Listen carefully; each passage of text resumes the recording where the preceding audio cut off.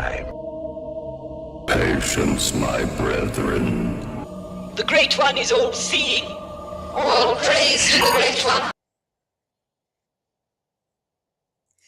Yeah, well, you might be praising the Great One, but the Great One won't be RTD, will it? Because can anyone write good Doctor Who anymore is my question that I will ask the panel tonight. And I'm going to be on it. And I will be doing a saloon tomorrow with my manifesto for RTD. So look out for that. But yeah, I'm off on one tonight. So basically, Great One, no. Welcome again to our Children of Time show when, like some dodgy child catcher from Chitty Chitty Bang Bang, I kidnap under 35 Whovians, take them out of time, Beruza style in the Five Doctors, and assemble them like character options figurines to answer for the latest RTD episode of Doctor Who. Lucky day. It's not lucky for them. In this case, I'll also be asking, as you can see here, can anyone write good Doctor Who anymore? I mean, hands up, please, if anybody out there can. Just to remind you, though, my Who Night team gave their instant reaction, were very fresh and impassioned with their responses. Check it out. It's going well. My Sunday sessions were rating on the ratings, the episode, and scoring the ratings. Feisty chat, good debate, no dummy spits like the Space Babies. Check that one out as well, please. So, I've set up the Children of Time creche. You know why I have to have under 35s on? Because they RTD's chosen ones, Doctor Who being the top drama for under 35s. So I thought, I'll get some of the under 35s and I'll interrogate them. Did they enjoy Doctor Who this week? Are they happy with the Doctor Who news this week? Are they happy with the Doctor Who ratings this week? And see if we get the same old crud that we get from some of the others. Yeah? And of course, he's got a longer statement there because he does like words, doesn't he? He stays up till 2, checking everyone out. So, you know I've followed the logic. You know I've done all that. But also, remember, the Who Pets are busy. Cue sound of typing and phone calls and call centres because they are on the switchboards. There they are. Look, the Who Pets are on the switchboard now, waiting for your super chat. Waiting for your super chats and contributions. I mean, they might as well be frozen. But yes, we've got a switchboard. There you go. The Brisbane sweatshops in action. All 3 of them are waiting. So anyway, we'll say no more about that one for now. Anyway, you know the panel. They all have to be under 35, and I need their verification when they come on. So let's just check out contestant number 1. And he's from Middlesbrough as well. So good to see you, Sean. Hello, I'm Sean. I'm 33. I'm considering becoming an alcoholic if this show continues on much further. Say that for now. And have you written any stories for Doctor Who in your life? No, I can't say I have, but I mean, I can't do much flaming worse, can I? There you go. I think you're going to get the test of that one. He's 33. He's not a dinosaur like me, so nobody can diss that. And let's go to Northern Ireland. Bit of calm, all the rest of it. Ryan, he might give us a bit of calmer, so here we go. Hi, Ryan. If you came to calm, if you want to calm, you came to the wrong place. That's what I'm trying to say. But yes, hello, I'm Ryan. I'm 31. 31, so he can stay in the Children of Time creche a bit longer as well. And have you written any little scripts for Doctor Who over the years? Yes. far too much Dalek fan fiction. So there you go. You see, he can judge. And to complete the quartet, we're going across the pond. He's become quite popular. Last week, he introduced us to the concept that the Doctor is a bum. So here he is again. Hiya, Sonny. Howdy, Captain Sonny Waffles, the young gun, back again, telling the truth. The Doctor has always been a vagabond. Yes. Mm-hmm. Now, have you written, I'll be fair, have you written any scripts or stories for Doctor Who in the past? I have not, but my favorite Doctor Who YouTuber has. He writes a lot of Doctor Who scripts, so Maybe that's a thing. Oh, yeah. I partly wrote 2 scripts when I was about 17. The Power of Jhana and Crisis on Sapron. I messed with the titles. There was one where the Doctor was in the Galactic Federation and he actually was halfway through a regeneration. I was messing with regeneration too, but I respected it. He didn't regenerate. It just looked as though he was. Say no more. So, I suppose I should start with our news items because there's plenty of news about, and obviously it's interesting to get your angles on some of these things. So, let's get going. So the first one, this is for us lot who are over 35.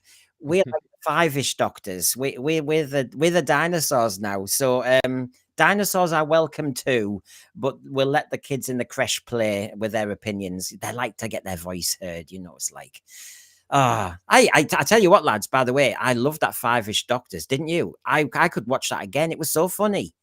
It was brilliant. I don't even know where you can watch it these days. No, it's not on the iPlayer. I think it's just on the Blu-ray. Or if you got it at the time with the Day of the Doctor set. See, that's what I've got the Day of the Doctor Blu-ray, and it's not on there, so there must be I don't know, must be somewhere. Yeah, we'll be reminded. And now we've got all the cheek coming in. You see, even my blooming partner's chucking it in. The title. Pete Merritt, did your stories have pillars in them, Brendan? Probably. Do you know the story about my pillars request for Doctor Who Monthly? Oh, Ryan, it's such a long story. When I was a kid, I wrote a letter to the Doctor Who Monthly and they printed it. And I was obsessed with pillars. And I said, look at, oh, here we go. Here you go. Let's check his face out. Are you ready for this? Right? You know the pillars in the Genesis of the Daleks Thal City? Yes. Are they the same pillars that were in the 1980s TARDIS interior? Yes. That was basically, oh God. So everybody goes, well, I was told no. I was told no, go away, you little nerd, clear off. So anyway. And how old were you then? Actually, Jamie asked me this, and I couldn't lie. I was in my teens. I wasn't 5. I mean, I was old enough to know better. I mean, it's a good job, Jamie. It's a good job you came along. Dear me, what would Brendan have turned into? This pillar obsession. He didn't know about this before he married, so there you go. He didn't know I had issues. We all have secrets. They're out now. And, of course, I thought we must start in the news. It was the Met Gala yesterday, and Shooty Gatwa. Yeah, well, it's an excuse to dress up. You know what? I will be honest. I seen this photograph today, and I really like that suit. I wish that was his Doctor look. I think that looks fantastic. There you go. Yeah, I know what you mean. I have to say, it's almost conservative for Shruti Gatwa.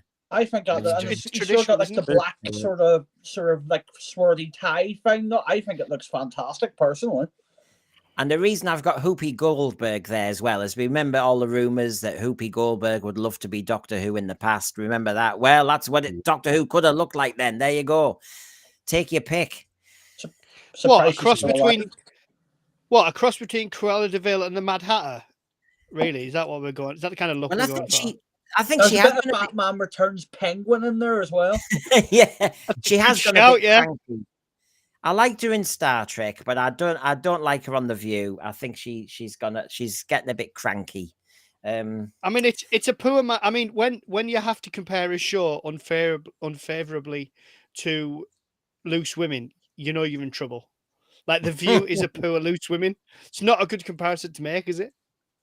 No, but there you go. I mean, he does like a photograph. I'm sure he does. Oh, take your point. But it's interesting. Now I've got the under 35s on. I take your point, Ryan. You think that's pretty smart. And actually, on retrospect, I thought he's just another shooty shot. But yeah, it does look smart. It does actually look. I think you're probably right, Ryan. It's the best he's looked. Yeah, like compared to some of the things he's wore, that's probably nicest thing I've seen him wear. And to be fair, I love purple and blacks, and I have to say it looks fantastic on him. He pulls it off very well, amongst other things. There you go, hugging blokes and all the rest of it, and enjoying the catwalk. And just so you know, there in next week's episode, the writer Noah Ellams makes a cameo appearance in this story in the engine, and there he is, all set up, ready to go on the filming. God, they do cameos and everything nowadays. I remember they did it with Brain and Morbius, but my God. Farsight, very generous of you. I'll make sure the Hoopettes get none of it. Their claim there's issues that are needed, but you know, Farsight, my needs are more. Suntan lotion today, I think, is one of the things. But yes, Ryan, is this program just getting indulgent upon the meta? You know, the writer gets a scene in it. We have all these lovely fourth wall breaks. We have all these lovely little touches. Remember the Devil's Cord last year, and June, not Juno Dawson, steady Brendan, June Hudson, who was the costume designer for the season 18 Tom Baker outfit, got a little part and was murdered by Jinx Monsoon. What, all these little cameos? Do you like this sort of thing?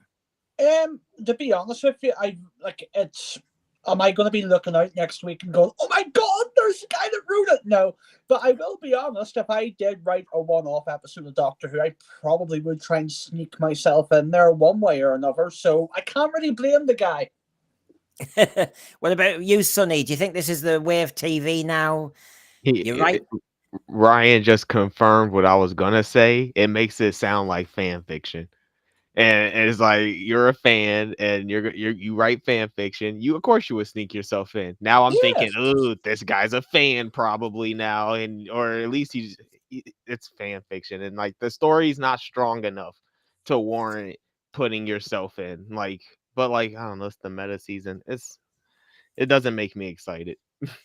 Okay, well, I shall move on, because these are a few publicity shots of the next episode, everyone, the story and the engine, and I'm not going to say it, but you may notice there's something going on, and as I did see how this has been done, which is basically the reverse of Dot and Bubble, I think.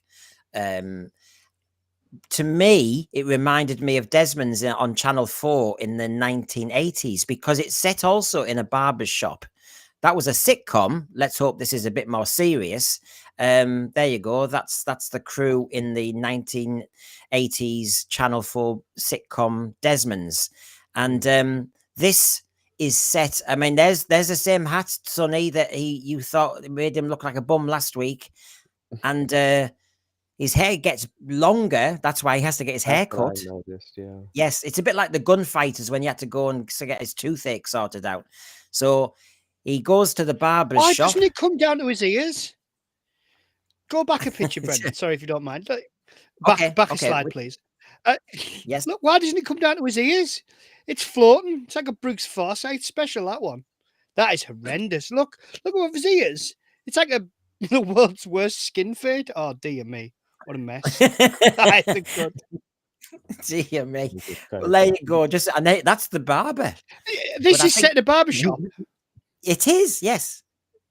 Okay, fine.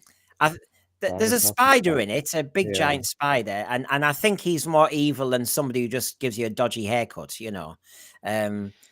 It's probably like one of those knockoff barbers you get in Britain now, where it's all a tax fiddle, you know, them ones.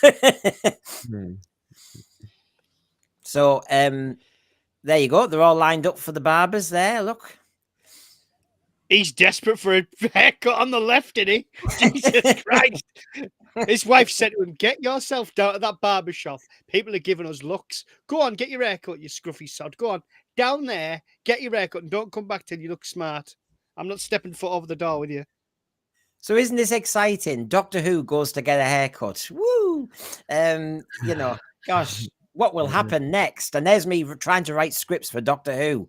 If only I'd thought about it a bit more deeply. So there you go. Yes. Wouldn't that be the before picture? I think so. I hope so. I don't know. At least I hope that means there be time travel involved, but I think I'm getting my hopes up now. Yeah, well, look at this. Stephen Braddock says, I'd rather watch Desmond's personally. Did you Yeah. ever watch it? I never really watched it. But anyway, now, knowing what Hey, you were like Brendan. last week. Yeah, go on. They should have called this episode "The Last of the Trim Lords." Sorry, I couldn't resist. Oh, resist. my God. Yeah, we love puns. Oh, any other I- puns? Yes. I wonder if the curtains match the drapes. Farsight, you've been extremely generous. I think you're worried about these Brisbane sweatshop hoopets, who obviously are very busy at the moment on the phone lines. There they are. Doctor Who needs some of the NA and MA authors that RTD won't use. They were responsible for new and innovative stories in the 1990s, new adventures and all the rest of it. I know what you mean. There's plenty out, as you know, this Farsight. There's so many out there. Walk into Waterstones, take your pick of sci-fi writers. But why have none of them been approached? It's definite they haven't been approached because of the Juno Dawson and Noah Illems is a playwright and has done some poetry. I mean, come on. I think there's other people out there, you know. Anyway, knowing what you were like last week, lads, regarding certain comments. Now, take a look at this shot, lads. Take a look at this shot, yeah? This is also from the story in the engine, yeah? And there's he is with that stupid Vindicator again. I love the Vindicator. Yeah, so every episode we have to get a costume change, and then we have to have this setup of the Vindicator, and then we get on with the plot. Now, this reminded me of an act we had in the Eurovision a few years ago. Does anyone know what I'm talking about? Nothing? Are you ready? Watch Eurovision.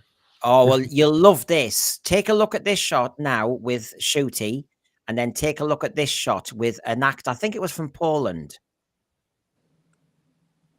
Oh my God! Yes, I remember this. Oh, I. Remember, she was supposed to be doing some laundry or something, and then Oh, it's burning butter, isn't it? Yeah. That was Yeah. what? Oh, Yeah. they knew what they were doing. they knew what they were doing. Do they know what they're doing? Because Dude, he got he the looks as form. though he's playing with that Vindicator. I'm sorry. He got the form for it. He probably got the history for it. Is it a substitute? Is it a size issue? Compensating for something. I know a lot of you would prefer to see that shot instead. Yeah, that's for sure. Yes, more of that, please. That's art. Yeah, I just remember at the time they knew what they were doing on the Eurovision. They're zoomed in. We're all at funny angles. She was churning that butter like a gun. Yeah, I tell you. Brendan, they're not giving you Aldi specials, are they? They're Lurpak girls. They're giving you some top quality butter right there. Well, She it's has like 10 quid absolutely a tub. amazing eyes. It's like Michael Nemo says, this was the Castrovalva we never got. Oh, they were doing proper laundry, them lots. But yes, I thought you'd all like that one. Well, Yes, thank you very much, because already that's got the image of a wine with an afro on it out of my head now, so thank you. there you go. I'm always here to serve. Kez the Drone, that's the best act ever. Yes. Should have won, shouldn't it? Poland, 12 points. No, it didn't win. No. I think we all got distracted away from the voting card. They forgot to vote. And of course, there's so many colour issues this week. That's the TARDIS this week. Oh my God, she's blended in. Like, why have they made her red? Suntan. The situation's dire. You don't get the symbolism. You're panicked. You're scared. Oh, shove your symbolism up not your ass. that again. Oh, I have to say, I don't like the red TARDIS. We had it in New Who a lot, didn't we? With the Master and that. Yeah, but it was few and far between there, though, Brendan, wasn't it? With like the cloister bell and like it had a bit of grit to it. Problem with it, this is just hollow, isn't it? It's soulless. Well, my preference is what we saw in this week's episode. I mean, I do think that's the Yeah. best this TARDIS has looked on the lighting front. Somebody putting that ship on shore, Connor. Jesus Christ. Yeah, I've just seen the comment as well. Sorry. Oh. Right, here we go. Creshran misbehaving again. Which comment are we talking about? Who's it written by? Apparently, Doctor Who needs more wanking on screen. There we go. Oh, God. Well, it was butter churning. Oh yes, there was He plenty was of that going triangulating. on with Isn't it- Teenage Boys whenever Billy Piper was on it. Well, there we go. Oh. So we've got the lighting for next week's episode. There you go. We've got the lighting. Nah, Ryan, for... that was on ITV2 when she did Oh, Diary of a Call Oh, Girl. pulling the wire off yourself, right? Sean, yellow card. We've gone early. Wait, that was him. So, you can see they're on form this week. I'm going to have to call them I'm going to have to call their parents. You know, you have to. This kid has to be taken home early. So this is the lighting for this week, which I think is too much. I think you get my hint. I loved that one. I thought the different doors looked great, and then of course it reminded me of Enlightenment, which that was one of my favorites of all time. That it really was so atmospheric. I think it works here though because it's just smaller. The space is more condensed, like the original set, and that's the only difference between the current TARDIS and like the original set. Really, it's just too big. I feel like I you agree. can't have those intense scenes, and that's why we only got it in this recent episode. I do agree with you on that one though, because what's the point in having that massive space if you don't do anything with it? We don't do anything with it, the jukebox or anything. Like nobody's running around. I mean, oh, they did the dancing at the beginning. Toxic, right? Never mind. Like It's that's all something justified. I will give Matt Smith's TARDIS a bit. Like I actually will say, fair enough. Like it had like the under bit level, no, he was sitting there working on it. Yeah, it actually the space was used quite well. As much as I wasn't a fan of that interior, they did use the space very, very well. There's just There was wasted. a reason for it, yeah.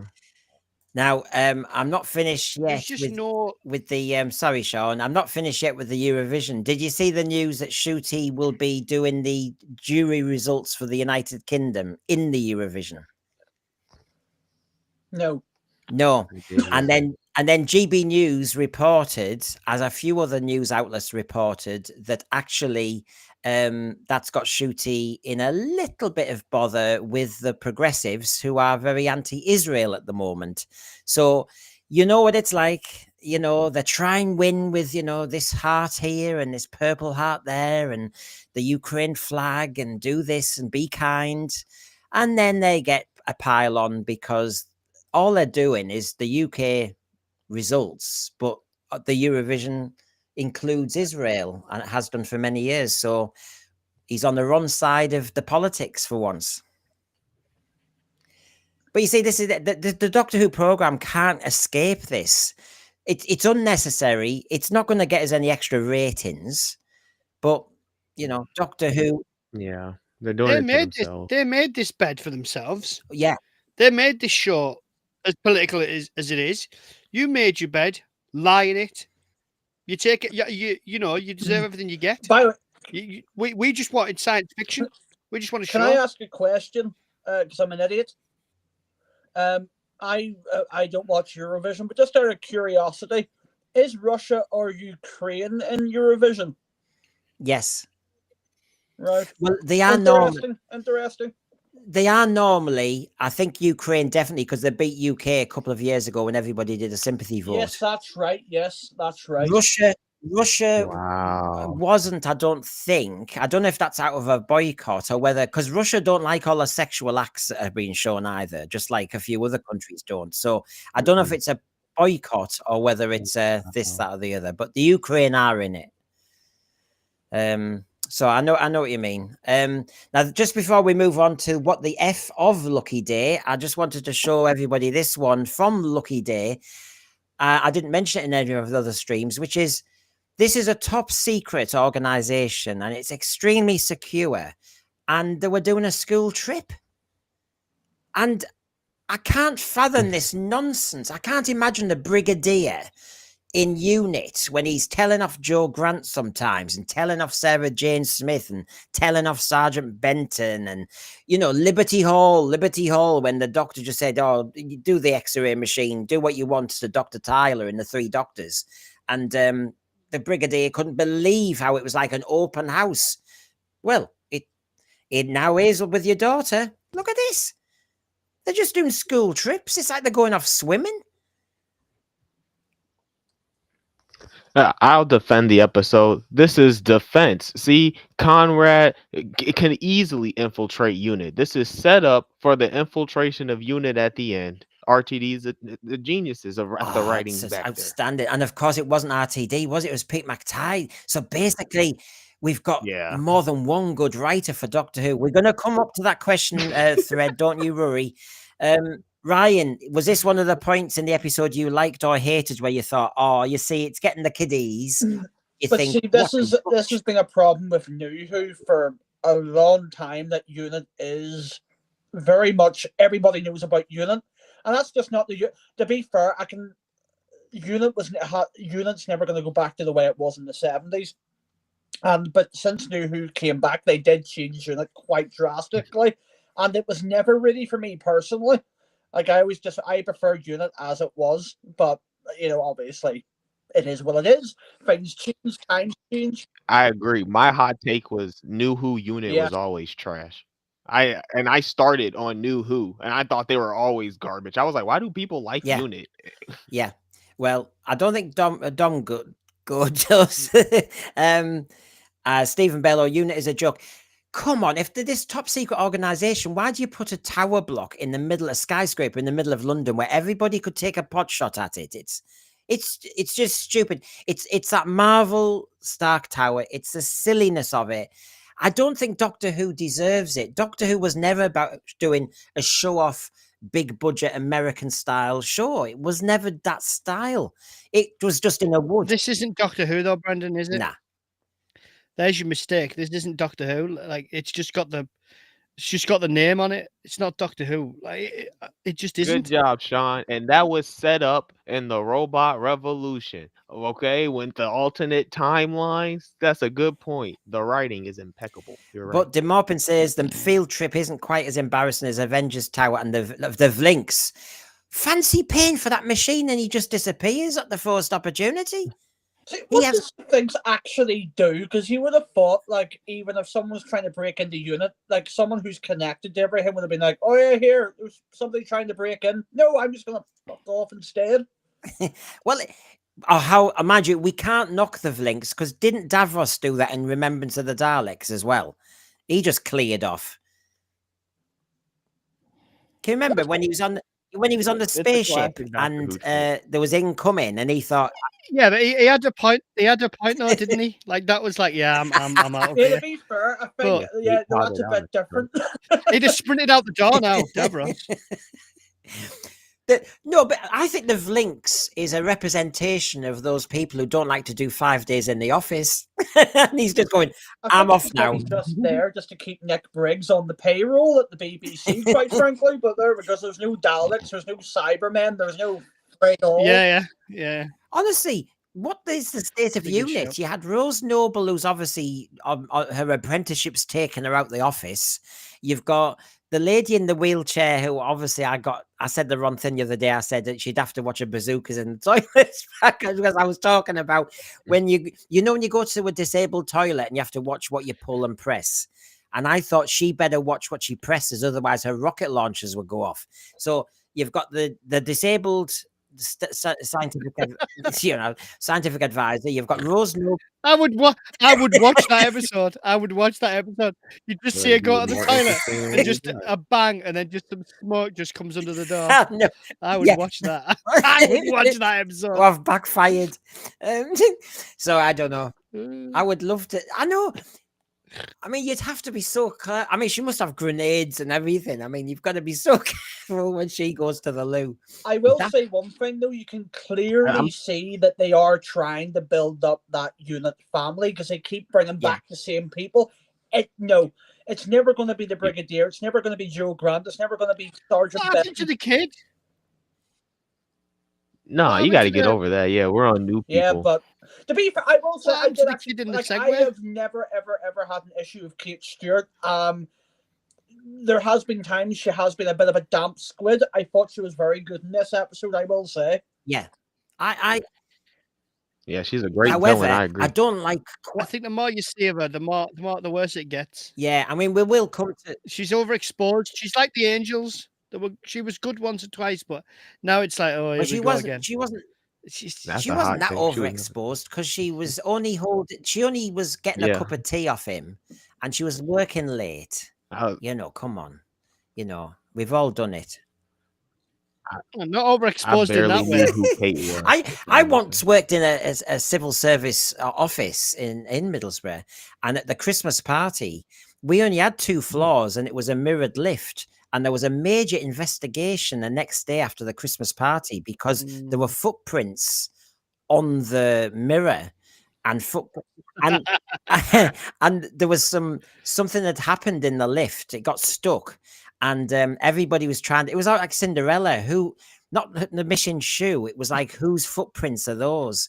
And it was so. Whose backside print was in the I can mirror? also Everybody, go on in the I can mirror. also back that up as well. I used to work at a call center. Everybody was shagging. Everybody. Normally, it's backside on the photocopier, isn't it? That's the other one. Was more of a booty call center, was it, Ryan? No, I'm not even joking. Everybody was riding everybody. I'm not even. It was mental. It was basically just a shag fest. Well, I can't. Telephones. Well, what are you going to do? You've got to, something's got to fill the time when you're reading out the terms and I conditions. have to say, I'm going to be a triggered super nanny going, God, the potty mouths of these kids in this creche, their parents must be so bad. Listen to them. I mean, can you imagine those kids? Lift going down. Can you imagine those kids in that school trip in the unit, and you lot are going on about he was doing this, and then the lift doors open, and you don't see that shriek, and you don't see the scientific advisor coming out the lift. No, you see other people. Sergeant Benton, get your wab out of that mouth. Yes, Captain Yates. Do you think? Yeah, but would unit be more unprofessional or less unprofessional with what we're doing? Like, would it be worse? I think our unit would be more effective. Well, there might be a few people off, pumping uglies in the toilets, but the rest of us might be doing some work. Domgo thinks he would prefer Rent-A-Ghost more seriously than Doctor Who. You may not get that reference, Sonny, but it was a kids' ghost show, and it was a dodgy Rent-A-Ghost little company, and it was almost. Did it have a? It was almost like plot? a pantomime in the end. It had a pantomime horse in it. But John Yulden saying there weren't kids, Brendan, on that school trip. There were unit Kate Stewart, new recruits, first day at work. Her love children had visited. I know. Oh, God. Have you seen what Paul Mabley's put in the chat? Is there any danger of some Doctor Who chat breaking out tonight? Well, with all due respect, Paul, thanks for listening. But you've had like the proper, you've had like the Sunday night one, you've had the fresh one. This is the jokey one. Like, if you want, just go watch. We have already mentioned. We don't do that. Mentioned the 5 Doctors, Enlightenment. I'm sure I've mentioned a bit more, but we're going to anyway. And we've done the Doctor Who news. And there are some items from Peter Purvis, what he said about Doctor Who story writing. I will come to that, and various other things. But anyway, we will start with What the F, where we are Paul Mabley talking about Lucky Day, and we get to hear the panel's views. So here we go.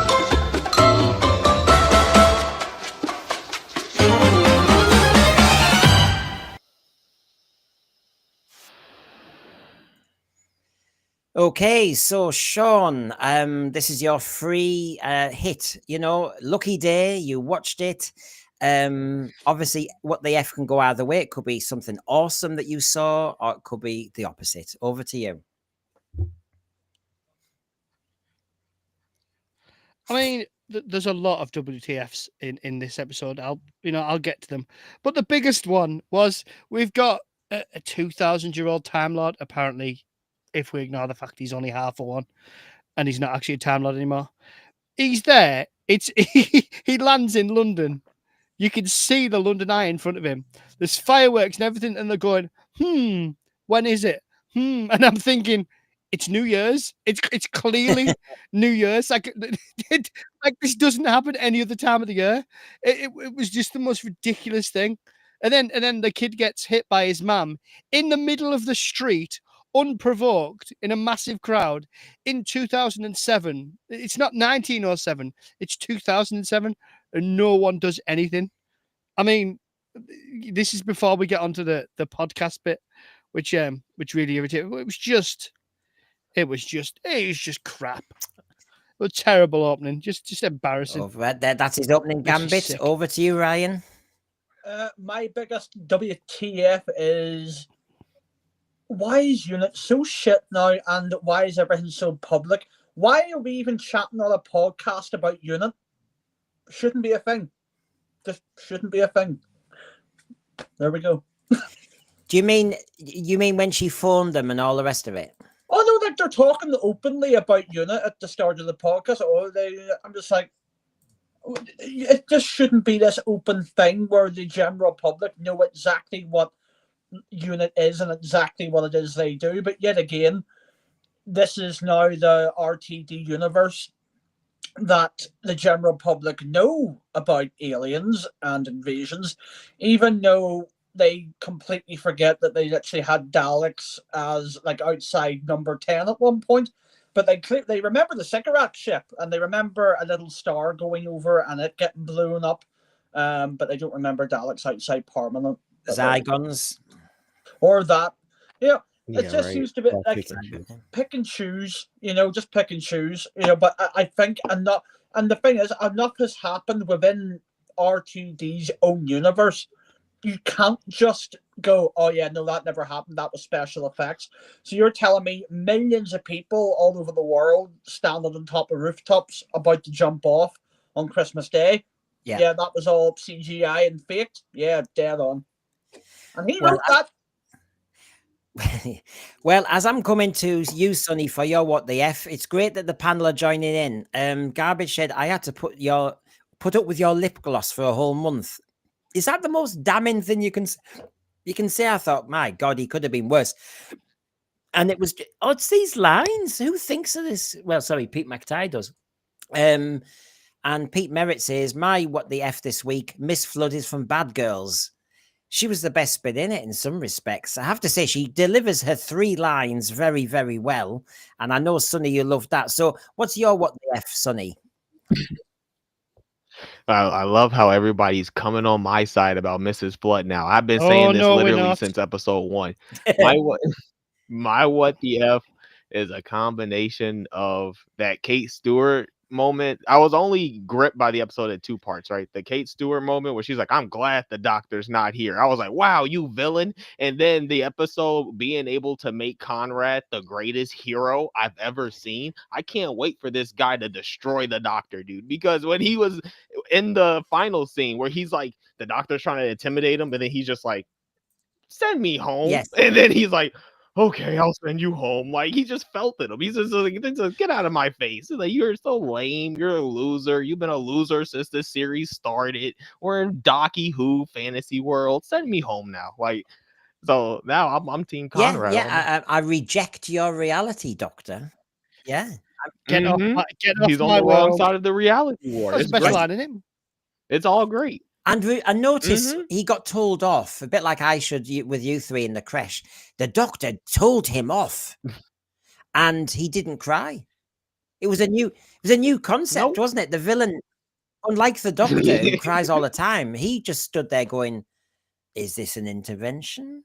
And I've said it on every stream. It did really, truly remind me of that master moment when John Sim just said, I haven't heard a word you've said. And I think that's a great way to just pretend you've not been bothered about what was said. It was a great stand-off. That Kate Stewart moment was terrible, though. That whole, like, you should be very careful what you say about my father. I was like, if you're going to go to it, just go full Will Smith and be like, keep my dad's name out your effing mouth. That's what it felt like. And it was like, okay. She's disrespecting her father. See, that's what I would have loved to have just seen if they just would have took it that step further and Kate Stewart just turns around and goes, open fire and just kills him. That would have been great. I'm impressed with the restraint, to be fair. Well, I mean, how far was she going to go? Because to be quite honest, it was the scientific advisor who just had the hot taser, who obviously has Kate got a management about a bad temper issue? Because why does the scientific advisor just happen to have on her? Remember, she's been to the loo. She's obviously offloaded a bazooka or two and a rocket launcher and everything, and she happens to have the taser with her that actually, disarms the shriek. And as soon as it goes too far, she kind of gives the nod to Ruby to then take it. And you think, so does that mean Kate, as Raymond is saying here, is the toxic manager? 5 rounds rapid. 100%. Yeah. Well, actually, I mean, as you say, Ryan, I mean, the Brigadier did it, didn't he? Yeah, the 5 rounds rapid in the Demons. Yeah, that's it. Like, yeah, He did. I actually, if I was writing this story, I probably just would have let him get killed, and then Unit basically has to go underground again. Yeah, I mean, if he's such a really bad person and he's going to die at 49 anyway, why couldn't we have had the human have a flaw? Because Harriet Jones blew up the whole Sycorax ship and in the end was in the Doctor's good books again because she had the subwave network. So how come I've got a point she about can't- that. I've got a point about that.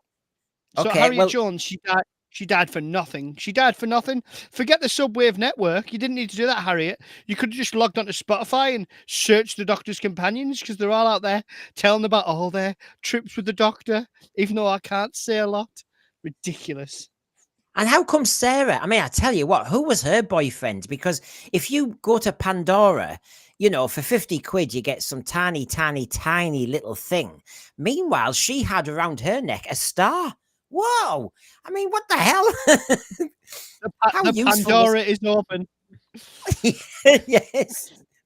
Oh my God. I thought somebody's got you a decent gift. Mind you, would that be a good gift, you see, everybody? Any women? I mean, Rachel's there in the thread. If a boyfriend actually said, "I've got you a ring or earrings or something," and it's a star, would you go, "Oh, cheers for that"? I just thought of something. Go on.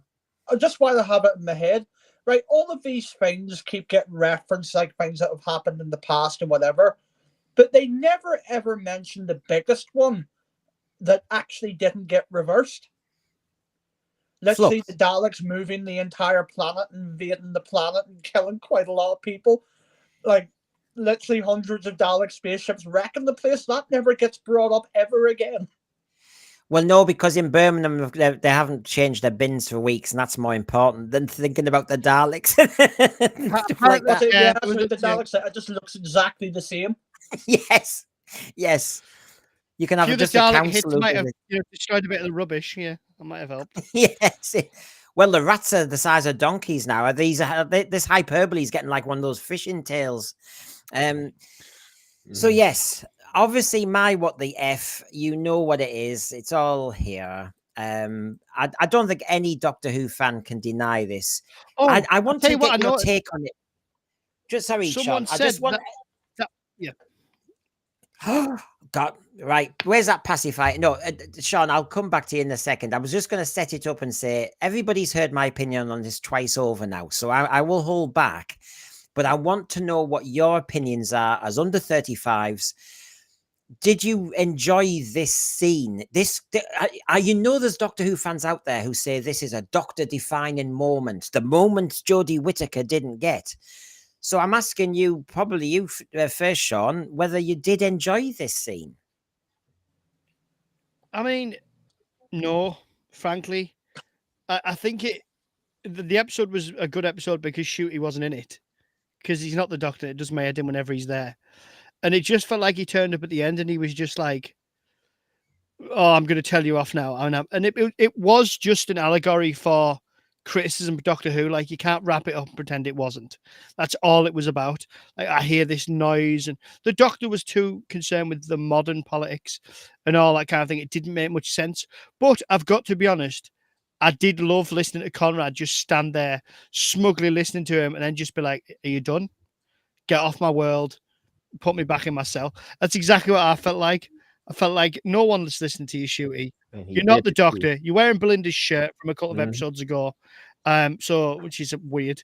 And I can't be doing with you. This is the problem. This is Shooty and the writers, to be fair, trying to make him dark and make this is nowhere near any of the other doctors when it comes to showing that dark side of them. Whether you thought that the Time Lord Victorious was a bit far, or, you know, Matt Smith when he said to Amy, "Don't play with me, don't ever think you're capable of that." He's nowhere near it. He doesn't have the range. He's miscast. He's not good enough, really, for me. Ryan, when I first felt triggered by this, I love the scene for its drama, but I don't like the content of what came out of the Doctor's mouth. But then I saw some younger Doctor Who fans saying, "Oh, listen to these lot moaning about the Doctor's never done this before." And they show you clips of the Capaldi Doctor saying, "When I get angry, you better watch it." And they showed you a clip of Matt Smith doing something similar. I will still say, though, as the dinosaur on this ship, I would actually say, hold on a minute. New Who does not set the rules. Everybody quotes another New Who Doctor who got angry. Yeah, that's because it's a soap opera now. Classic Doctors didn't do this sadistic, cruel, ruthless approach to somebody who hasn't actually killed anyone. Well, that's the thing. I will be honest. I am very much one of those people. I love that darker aspect of the Doctor, like especially that bit on with Peter Capaldi. Whenever he's speaking to what's her name, Game of Thrones lady. Oh, yes. And whenever he's like I said, like basically threatening her with everything. Just like, look, give me a minute. I'll bring the Cybermen and the Daleks and just basically everything you hold dear is. I love it whenever the Doctor loses it. I mean, properly loses it personally. That's something of New Who I quite enjoy. But I have to say, this could have been a lot more impactful if you had a better actor doing the job. Like, I could see what they were trying to do. Yeah. And I think we would have benefited a lot more having a lot more of this, because they were trying to give him a bit more material to work with, and I think that probably would have benefited a lot more last season as well. But we're halfway through the second season with him now. We should have seen something like this a long time ago, but now that we have also seen it, it wasn't acted all that well, quite frankly. But I could see what they were going for. You know, definitely they're trying. They are trying, but I just don't think Shudigat was the right guy for the role, unfortunately. And this episode very much sealed that for me. On the whole, even though this story definitely had a few plot holes and stuff, on the whole, I actually very much enjoyed this episode. A few. Well, just before we come to you, Sonny, just so, I mean, the thread's on fire on this. I'm trying to keep up with you lot, folks. Yeah. That scene was disgusting in so many ways, his Rick Storm. Obviously, Jamie Tron, not happy either. Defines him as a right douchebag. Mad Mackham, the single worst scene that has destroyed the Doctor's character, legacy, and yes, a defining moment, not for the right reasons. Lee Smith, sexual tension in the TARDIS. I know I wouldn't have let him out. Kidnap. Robert Payne, it's the moment Dr. Shooty looked like a disrespected supply teacher. No gravitas, just peevish hate. Robert Payne, I've only been a supply teacher for a while in the Bronx of blooming Australia. My God, in Queensland, in Caboolture. And, oh, God, they were flicking switches and everything. I could use any words I wanted. They weren't listening to me because I was Johnny Foreigner. And you don't tell us over in Australia what to do, matey. And yes, I know what you mean, Robert Payne. That Doctor, I can see what Rachel and everybody's saying about his acting not being impactful. And it looked as though the reaction from Jonah Hauer-King was having more impact, even though the Doctor had all the words and all the threat. And actually, because he can act. But it didn't work out. Anybody who's been a parent or a teacher or a boss, if you go too heavy with your threat, too nasty with your comments, and actually sometimes go over the top, you've lost it. And the person who says hardly anything has all the power because they haven't lost it quite clearly. And so if you're trying to make the Doctor look like a hero, Pete McTighe, I just think too many words, too much cruelty. When he starts using words like cowards and stuff like that, I start to go, la, la, la, la, la. And actually, you do kind of go like, good for you, Conrad, for just keeping it together. I mean, you're in this massive spaceship and you're holding it together. Look at the language, though. Guys, I can't Sorry. believe I have to say this. This episode or this scene was a perfect 10 out of 10 with the perfect actors, and they got exactly what they wanted to get across. The Doctor lost. His character was destroyed way before this episode. And so we're in Docky Who. We are in a fantasy universe set up by the Robot Revolution. So we had the perfect actor trying to intimidate this so-called villain, right? And it just didn't work. It didn't land, and he completely got belted. I have a quote that perfectly encapsulate this, and this quote comes from my favorite Doctor Who fan who said this. He said this was the first episode that was bad of this season. That's how you know he's a cope artist. He says everything's good. He said this was the first bad episode, right? The quote is, "This episode's social commentary is neither subtle nor intelligent or insightful or really saying anything that holds true, in my opinion. I don't think this episode is self-aware enough to realize what it's actually saying." And all of that comes through in everything you guys were saying in this scene. That's why I think it's perfect. Now, Paul Mabley, happy that we're talking about Doctor Who now. The universe might have been a better place had the Doctor dished out a few bollockins back in the 60s and 70s. But this was the point, Paul Mabley. I know that John Daly on my Sunday show was not happy, for example, about the Doctor saying suddenly he's everybody's speaker. He's everybody's, I'm fighting on behalf of everyday people. No, the Doctor didn't talk like that because it isn't actually everyday people he's talking. I mean, all this about, to get through It's their not the day. Doctor talking, it's RTD, isn't it? Let's be honest. Yeah. I mean, And feel I thought he was safe, going to... warm and fed. In England, really? Warm? Really? I nearly expected him to do a Labour Party line and say, cost of living crisis and all the rest of it. I thought we were going to get all the lines. No, that the Doctor doesn't do that. The Doctor's in a more functional way, really, and more maverick, and just lands. What's going on? I can see that you're the baddies and there's an injustice here, and I'll just get on with it. He doesn't suddenly say, by the way, can I just tell you all my badges of virtue? Do you know what? I've been traveling a long time, and you are very naughty people, and I'm going to put you right because I'm on behalf of good. He's not the white fairy. This is not the Wizard of Oz. But this is like somebody coming into your house and telling you what's wrong. It's like somebody coming into your house and telling you what you're doing wrong. You'd basically tell them to bugger off. You get out my house. Get out. Get off my planet. Not interested. But this goes back to him as an actor, right? With anybody, football player, anything, you play to their strengths, unless you're the Borough and you play them in the wrong position. But you play to somebody's strengths. Shooty's strengths are the camp. But they've changed the Doctor. They've changed the character so much. It's not the Doctor anymore. It's just Shooty in various different outfits. But he also can't pull off. He can't pull off the dark side of that. It's not his strength. So when they try and do it, it just doesn't work. But but for whatever reason, they think he's the best actor in the world. It's like, well, he clearly isn't. I feel sorry for him in a way. I don't really, because he's got paid a ridiculous amount of money, whilst people have struggled to keep themselves warm and fed and whatever. But, you be sanctimonious as much as you want. I just can't bother with it. Do you know what I mean? Like, it was an okay episode, if I ever get to what I thought of the episode. But this bit on the end, it was like, oh, just bugger off. I could have done with this out the way. The reason I've started with this is I had a choice of two. I either do this scene, which is a key Doctor Who scene, or I do the beginning when he was acting like a right stupid wild prat at New Year's Eve. And nowhere did I recognize him. I'd have bloody ran a mile from him in a pub. What a pain in the neck he sounds.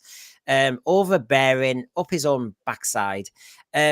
Whereas, so since this is Doctor Who and Paul Mabley wants us talking about Doctor Who, everything in the middle of that was some other show. And we will come to that. But this is Doctor Who in the TARDIS.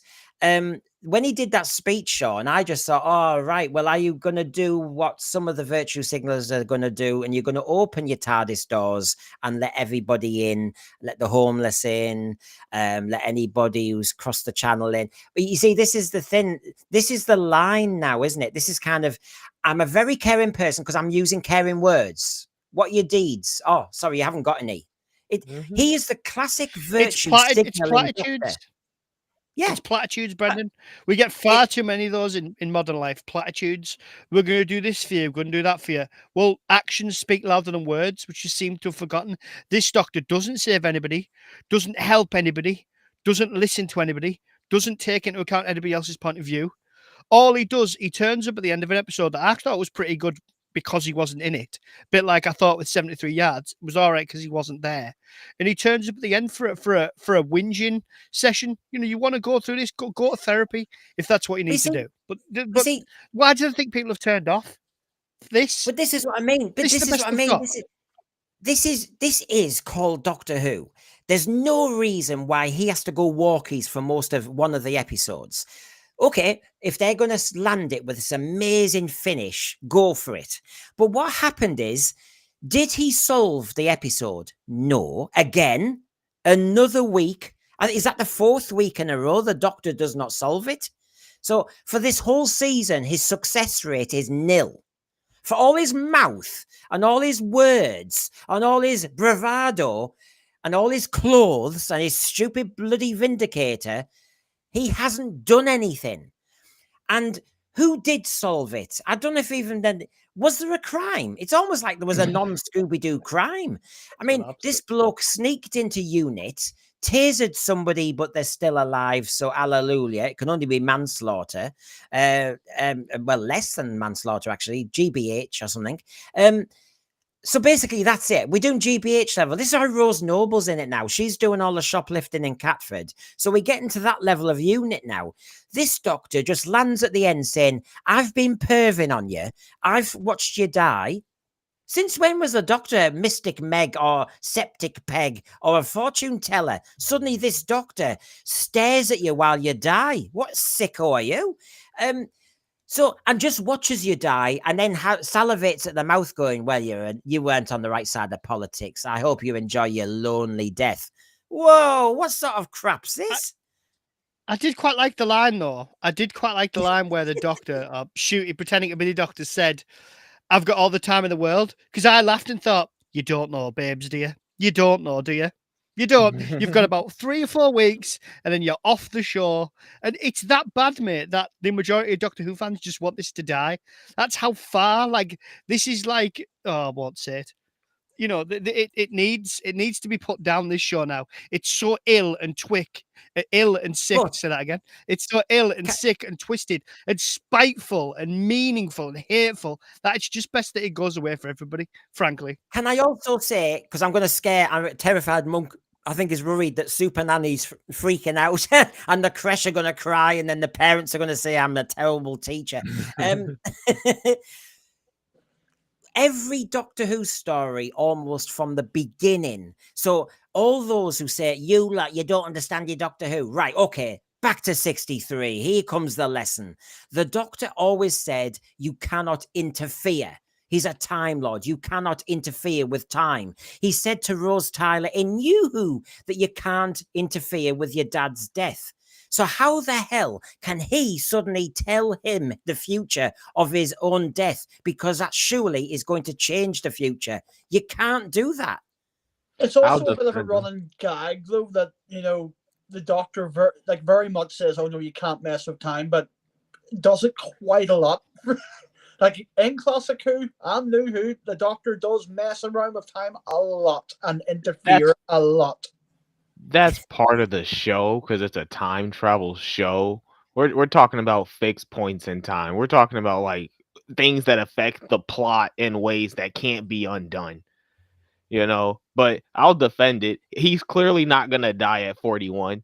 The doctor's lying because he's trying to intimidate him because he's a bad actor slash bluff artist slash he's trying to, he's just is all falling flat. And it shows in his portrayal of the doctor, and it all leads to this moment. That's why the scene's a perfect 10 out of 10.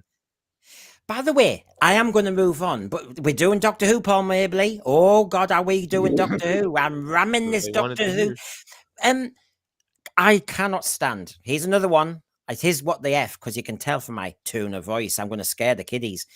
Ryan, do you like this version of the Doctor over the last few years, who, when they land on the planet, they kind of stick their nose in the air, they lick the air, and they go, "Oh yes, it's 1972." What the hell's that? What sort of mumbo jumbo is that? He did it. He landed in London. Oh, yes, it smells like London. Hey, cheeky beggar, killer. Who is this doctor? Some pious little... Ooh, there's another P that comes to mind. Ryan, honestly, it's only because you're all in your playpen I daren't say anymore, but do you like all this doctor who can kind of land and, the William Hartnell doctor would land and go, "I don't know where I am, but I want to have a little nosy." This doctor goes, and Jodie Whittaker, "Oh, look, I think I'm sitting 60-64. Oh, get over yourself. Which doctor? Well, I would say that the Doctor's had quite a lot of those kind of moments since the show came back. Like, I don't mind if it's written well, like if it actually sort of has a point, or is it just meant to be a little bit of fun? It doesn't really bother me. I think there's bigger issues, to be honest. I like the doctor who licks the rock. Like, that's the doctor I like. When Hartnell or Pertwee goes out and start licking rocks, that's the doctor I like. Like, when he figures it out, it's hilarious. But and I just want to remind, because Garbage and Jamie and others who are moderating, it's important because it is the sense sphere. We will all get fired up because I think you want us to entertain you as well as actually have somebody on your side. As Mad Mackham says, this chat should be a safe place, and we should be happy some are enjoying the series. We don't have to agree, but we can discuss. If you're enjoying the series, good. But obviously, as long as you allow us to say why sometimes we're not, we're willing it on. I will do my saloon tomorrow on how it can be rectified. I'm in it to win it. Tyron Williams, for example. Sorry, I don't want Doctor Who cancelled. I want it fixed. And I hear everyone, Tyrone, who says they want it cancelled now, they keep kind of telling me and waffling about the wilderness years as if it's a fixed thing. No. As you know, Tyrone, there's no guarantee once it's cancelled, it'll come back. In fact, because it's now 62 years old and it's had lots of money thrown at it, BBC executives might say, "We've done everything possible. It's a dead horse. Let's not flog it anymore." Yeah. But I think, yes. And so the point is, in the thread, everybody's allowed an opinion. I always said when I was in charge of debating at school, you don't say somebody's wrong. You just argue the case with them. That's what happens. I will say this, though. I will say this. I can say what didn't work for me. I've also, believe it or not, got some positives at some point. Yeah, a few of them, not many of them. It's when people say, "Oh, Shooter really works for me." You don't understand his interpretation of the character. Okay, tell me what works for you. right. Don't just make a statement, back it up with an argument. Tell me, because I would love to hear. I'd love to hear, but the thing is, people don't seem to do that. People seem to go, "Oh, you don't get it. You don't understand. You don't see it." Okay, But here's the try thing, and Sean. help I'm me not to the only see. one who don't get it, right? You're not the only one who don't get it. Apparently, a bunch of people don't get it because the ratings are going where? Up. Yeah. Well, I think it's In because the toilet. Right, now Michael Nemo, first of all, extremely generous, and I will share some of it with the Who pits. Doctor Who is truly the ship of Theseus. It barely even has the essence of the show we remember. It's been written for a demographic that doesn't have enough people to be interested. I remember, Michael and panel, I did a saloon last year, and I'm not very good at graphics. And one of my thumbnails, I basically had RTD with a gun, and there was a massive target and his laser was missing by a mile. He's aiming at the wrong audience. There's an audience for Doctor Who, and he's deliberately aiming in the wrong direction. It really is Diana Ross in the World Cup opening ceremony when she missed the goal and it was open. Like, I think there is so many factors at play, to be quite honest with you. Like, not a risk of repeating myself, because I do seem to say the same thing every bloody week. As far as the ratings goes, they are the way that they are simply because Doctor Who does not have the public support that it once did. Nobody, like the general public, do not care about Doctor Who anymore. They just don't. Number two, this whole Disney deal, apparently millions of pounds pumped into this show. I still have not seen a single thing that could not have been done on the BBC budget that it had before. Yeah. Arguably, actually, I think Jodie Whittaker's ears actually looked more expensive. But I think the thing is that they brought, like, you can't regenerate this show, like, to the point where, like, you've run it and it's now got to the point where you really do need a clean break. Bringing back Russell T Davies was not the right call. It had already gotten to the point where the public were done with this show. It needed to go away for a couple of years, maybe 2 or 3 years, come back completely brand spanking new, something completely different altogether, a complete regeneration of the show. That's what it needed. It did not need RTD coming back.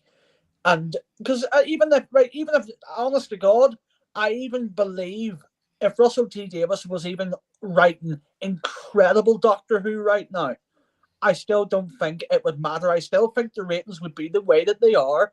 Because the general public. Oh no, I disagree. I disagree, Ryan. Yeah, I that's disagree. cap. That's Copa for People wanted to give him a chance. Like Whittaker's era, I watched Flux and reviewed it for my podcast. Dear God in heaven, the show, it was a miracle it didn't get cancelled then. So when RTD came back, a lot of people went, "Oh, yeah, let's have a look at this." And Tennant came back, and Catherine Tate was going to come back, and people were thinking, "Oh, all right, I'll give it another look." It was the Star Beast. That was the end. The minute they came back with that, I mean, I'm sorry, you watch all the launches that New Who, let's just stick to New Who, has had. Rose, Smith and Jones, the 11th Hour. You look at all the, I can't remember Capaldi's one. You know, even The Woman Who Fell to Earth, which wasn't great, but it wasn't horrific. You know, it wasn't that bad. Like, we forget. But the Star Beast, when that comes out, and with what they did in that episode, that was when everybody went, "We're done." Because you look at the ratings of the Whittaker era, there were about 3, 4, 5 million, quite steady. Like, it had dropped, but it really had kind of found its audience. I mean, God bless them. But it had found its audience. But with what they've done now, I mean, Jesus, it's dropped and dropped and dropped and dropped and dropped because people are turning it on for 5 minutes and going, "I'm not watching this crap. Off. Let's watch something else." Terrible. So it had a chance. That's the hard bit. It's like being a football fan. It's the hope that kills you. It's the hope. So let's start talking about the story as a whole, so to speak, and get your views on it, because this is where we want to go. My thumbnail, for example, is asking this question. So when we give the answer, can anyone write good Doctor Who anymore? Now, this is a tricky one, Lucky Day. Ryan, was that a Doctor Who story? Do you think these Doctor Lights have just as much kind of influence and importance as the other ones? Because how can we call this a Doctor Who story? To me, it's a problem. Well, I would say it was a blend of two things for me. It was a blend of Love and Monsters, and I think it was more setting up the spin-off, The War Between the Land and the Sea. So as a lot of Doctor Who has done, like the Wild Blue Yonder special seemed to be just teeing up the fantasy thing. So it's not much of a story, it's just a tee-up. You think this is just another tee-up? Yeah, the thing is, I can understand back whenever we had like 13 episode seasons that we'd have Doctor Light episodes. Why are we even why are we having a Doctor Light, episode with a season with 8 episodes in it? I don't know. They had an excuse last year. What was the excuse this year? I don't know. Someone can elaborate on that one. It's because they love the companion stuff. They love to write soap opera. I can't get my head around it. They are bored with the Doctor character, even though they think Ncuti Gatwa is hot property. So let's give him a rest. Makes no sense to me. Sonny, I mean, in the stories you've watched of classic and New Who, is this a Doctor Who story you see? I mean, since my question is, can anyone write Doctor Who anymore? This isn't Doctor Who at all. No, I haven't seen anything Doctor Who-ish. I mean, this has time travel in it, which is about the most new Who-y you're gonna get out of this episode as like sci-fi type of Doctor Who story, but from start to finish, it falls on its face. There's so many plot holes you can't get through the story without thinking about one. So, as we come back to Sean, Mr. Squinty Mint, they've got to knock it out the park in the pre-credit sequence. The opening of this was like 100 other New Who episodes. Okay, I'll say it dead quickly. The creepy bit with all the mannequins and Conrad near the beginning, I thought was Doctor Who-ish. I thought it's just without the Doctor in it. I know he ran in for a second, and he was the light touch. You see, the thing that I can't stand about the Doctor Light episodes is when he's in them, he's the light bit. And he ran in and joking with Ruby about the vaccination, the antidote he gave her, and it tasted rubbish, and he said it was nice. Oh, honestly, he's a joke a minute, him. Yeah, right. Has anyone Like heard of Has anyone heard of Rohypnol? He gave us something she didn't want. I tell you what, wow, this doctor lies about what you're drinking. So basically, that's funny. Meanwhile, Conrad was looking a little bit perturbed by a monster creeping him out with kind of Auton-like mannequins. That's Doctor Who to me, but without the Doctor. Then we had when Ruby is explaining what the shriek does. And you had it in silhouette and creeping around the back of Conrad. I thought that was a Doctor moment, just without the Doctor in it. Could have had the Doctor in it, but they chose to write him out. And then at the end, we had the big head-to-head, but it wasn't like the brain of Morbius when he actually says you chop suey and he gets cyanide to kill him slowly. And it wasn't, as somebody said earlier, the fourth Doctor versus Davros when he gives him a hypothesis. No, this was just him ranting. So I thought it had touches of Doctor Who, Sean. Yeah, I mean, we try and convince ourselves, don't we? But I mean, I think what scene was it where you see? It sounded like good shades. Yeah, I mean, I'm trying to think. I can't remember the scene because I've erased it from my memory. But I don't know. I think it was the bit where I'll tell you which scene it was. It was where Ruby goes outside for some reason with the shovel or crowbar, whatever it is.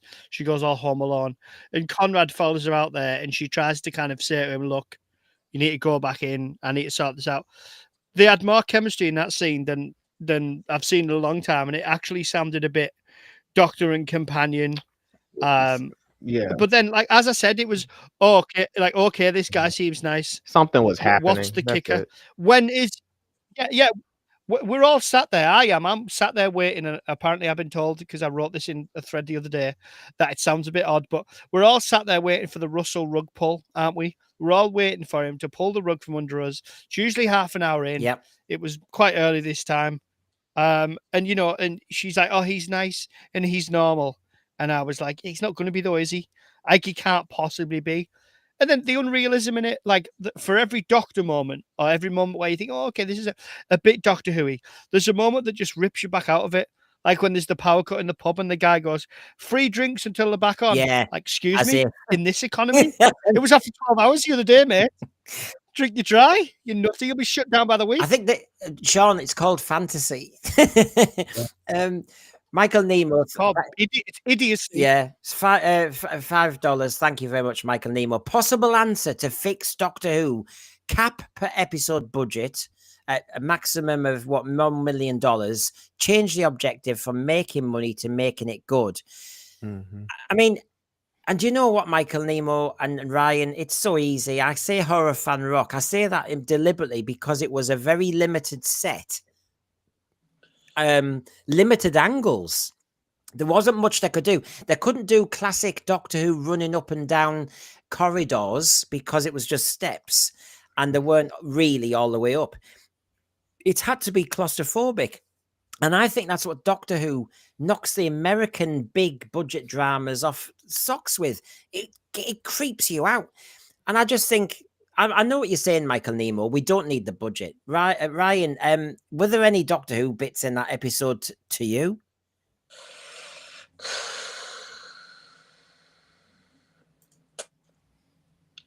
I would have to agree with you. I did quite like the bit with the sort of in the sort of warehouse. I was sort of half hoping, oh please come to life, little shop window dummies, but unfortunately it wasn't meant to be. That's what he wants The you to. only other bit where I was like, I was kind of hoping, and it would have been a nice little Easter egg, I suppose, to sort of say, yeah, this still is the same show. Is whenever Kate is walking down the corridor and you have all the sort of prison Yes, the cells. vault. Yeah. We could have seen, there could have been a moment there, we could have seen maybe a couple of other recognizable, it would have been complete fan service, of course, but, because we haven't seen any recognizable sort of anything in quite a long time at this point, it would have been nice to have a little nod. Yeah, but do you know why, though? Do you know why, Ryan? Do you know why we haven't seen any recognisable villains?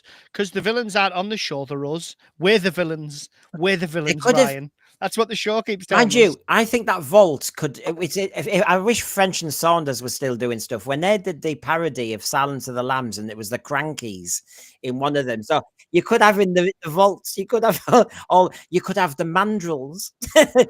You could have the creature from the pit going, "Hey, it's squashed in here." You could have had all the dodgy doctor, the marsh spiders from Full Circle. You could have had all of the greatest hits of Doctor Who mishits. It would have been easy ratings. Yeah, and the thing is, like, it's so no, so like everyone's saying, oh, is it is it possible to find any good writers for Doctor Who? Yes, of course it is. Like, if anything, if you are a good sci-fi writer or just a good writer in general, there is so much you could do with this show. This is like the formula to this show is incredible, and there is a reason why it is still around after 60 years. Yet, regardless if it's good or not, there is a reason why it's still here. People, there's still something there. The formula can still work. You just need good people behind it and people who actually care about the show behind it. Well, you're entirely right, Ryan. I've said this a few times. Sorry. No, I apologize. Well, can I jump to this, Sean, while you continue your answer? People after the episode were saying Pete McTighe should be the new showrunner. I say no. What do you say? No. But what you were saying, Ryan, you're absolutely right. And I know I keep repeating this week after bloody week, but this is not a show. I think we need to remember this. This is not a show that is creatively exhausted. This is not a show that's got to the end of 60 years and it's run out of places to go. It could go anywhere in time and space. It could do anything. It's not run out of steam. What it has run out of, it's run out of goodwill. Fans have no goodwill for it anymore. They're fed up. But does that mean we're judging? I mean, I'm playing devil's advocate because that's part of the debating element, isn't it? In the question, can anyone write good Doctor Who anymore? And you'd want the showrunner to be one of the best. Here's what he said about that episode. We've got a great new monster in this episode. It's savage and terrifying, can't be reasoned with. It's a massive treat to be able to write for Unit.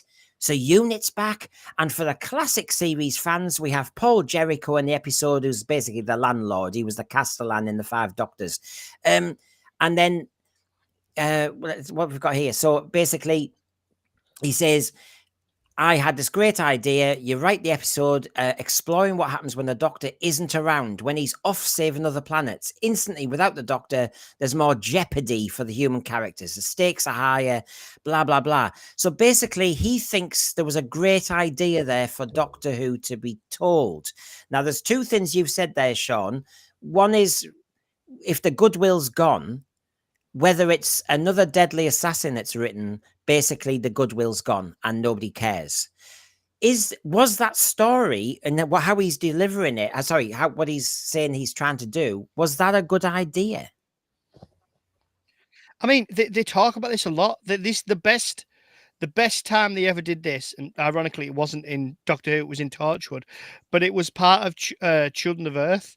It was when I think it was it episode 3 or 4 where Gwen delivers a monologue directly to the camera, and she says, "Back in the old days, I wanted to know more about that doctor of his, Jack's doctor, the man who appears out of nowhere and saves the world, except sometimes he doesn't. All those times in history when there was no sign of him, I wanted to know why not, but I don't need to ask anymore. I know the answer now. Sometimes the doctor must look at this planet and turn away in shame." Like, it's been done before. Like, it's not a bad idea, but it's been done a million times before. So if you are going to do it well. But I don't know if it's possible for a good writer to be able to come out with a good story, because you've got RTD as the showrunner over the top of it. Yeah. Ryan, so he's going to crowbar in all the messages. Ryan, what are you thinking regarding Pete McTighe? Personally, just going off his Doctor Who TV work, I'm not a big fan of the stories. That's all I can really say on that one, to be honest. Yeah, I'm just asking because I've got plenty of other questions. Don't worry. I have Horace here. There are great UK sci-fi writers: Jane Fenn, Nick Harkaway, David Mitchell, to name but 3. That's my point, I have Horace. They just have been looking the other way. Sonny, would you give Pete McTighe a go as showrunner?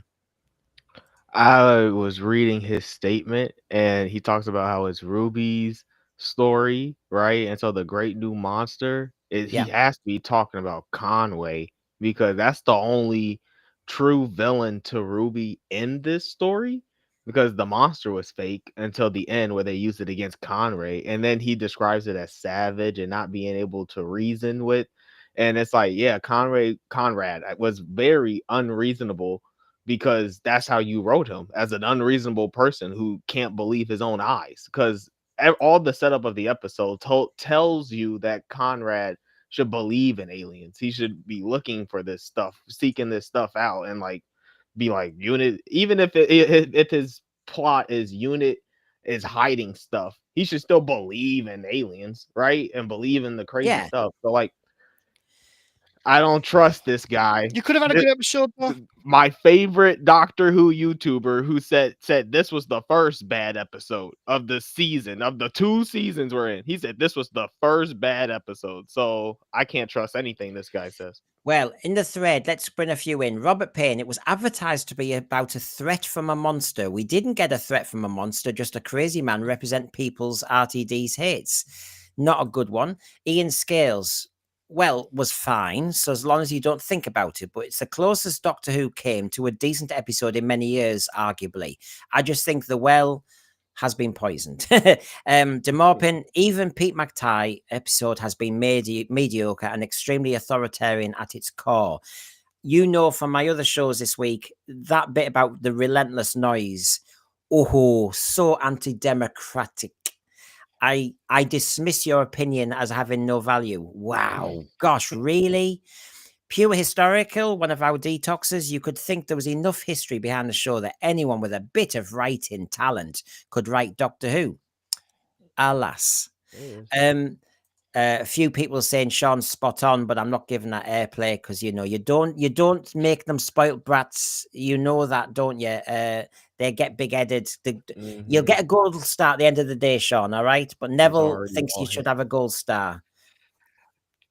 Thanks, Neville. Can I just agree with Sonny just to shock everybody everywhere?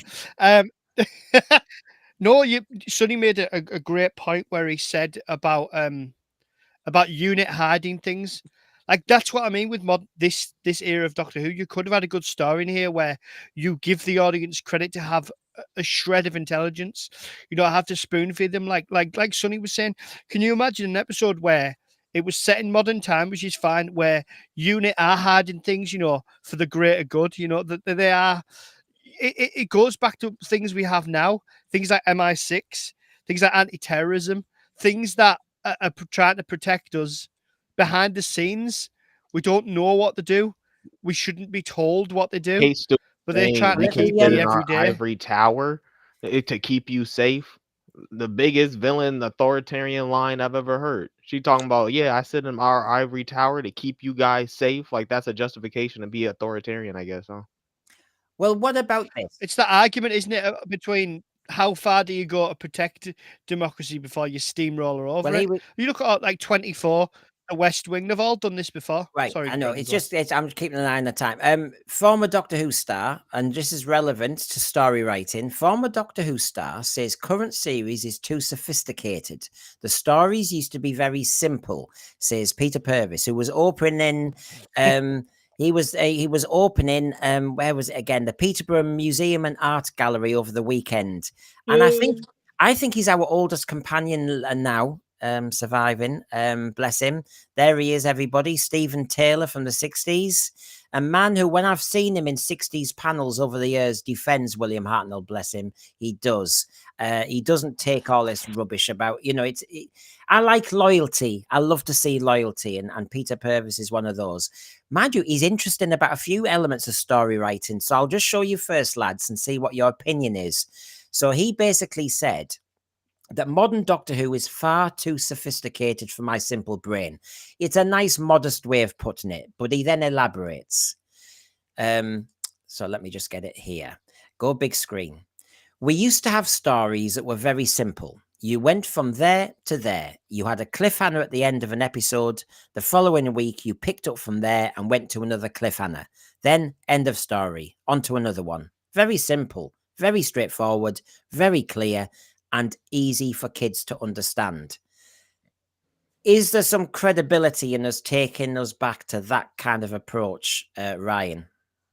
I would agree, but yet again, this is like I would say that became a bigger problem, especially whenever Stephen Moffat took over the show.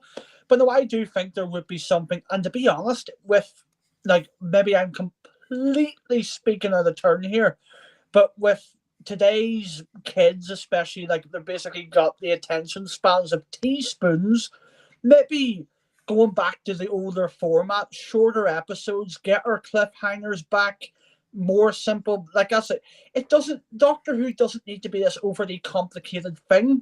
Bring the fun back. It doesn't need to be, bring back the aliens, bring back robots, just have fun with it. It doesn't need to be this overly complicated thing. But, well. I do think he has a point. Okay, as I come to Sean, Ian Scales, I don't think it's too sophisticated. The Massacre was sophisticated. The modern series is obscure and obtuse. Now, I just want to bring in one more comment that I saw as well.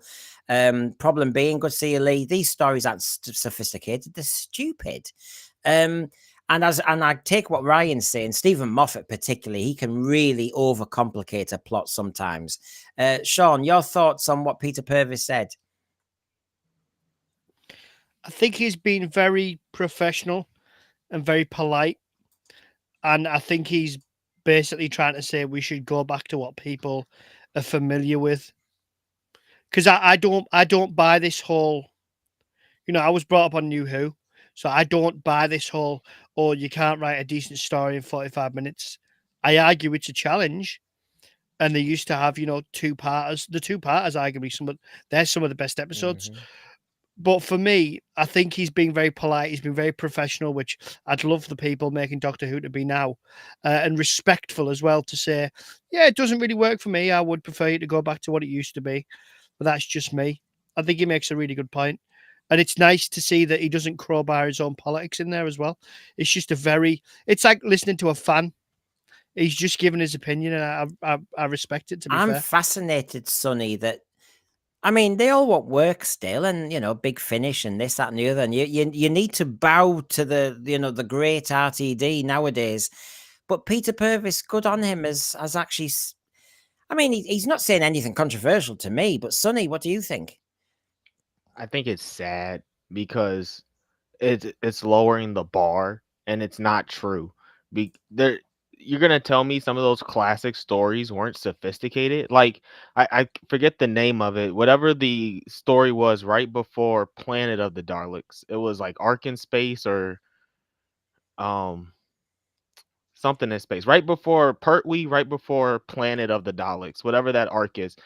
That's literally a Doctor Who story. It's almost like a five-parter, I think, where he runs back and forth, and he's in a jail cell. He's moving from jail Yes, cells back Frontier in and forth. Space. Frontier in Space, yeah, Yeah, for like 3 episodes, but I was so gripped the entire yeah. story just off of the politics alone, off of the interplanetary politics that were happening. I was like, "What is going on?" And we're like trying to figure it out. The Doctor was locked in a cage for literally 3 episodes, but he still did stuff, and there was a sophisticated plot over that. Like, what is it, Enemy of the World? You're gonna tell me that wasn't a sophisticated plot by Patrick Troughton?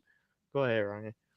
Right. Well, so no, I completely agree. But the reason why they work, and you said it yourself, because they are multiple parts.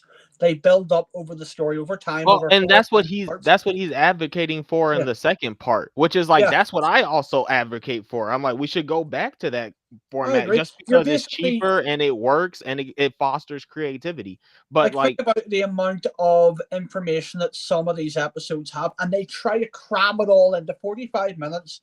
A lot of the and time, it falls flat on its face. and you're Then, wrong. You're yeah, wrong. There is no information they're cramming in there because half of the episodes we're getting, at least in the season 2 I'm watching, are fluff. Half of the episode doesn't matter. You can cut it I know I'm referring out, more and to it's like like a Stephen 30-minute Moffat episode. It'll era. be fine.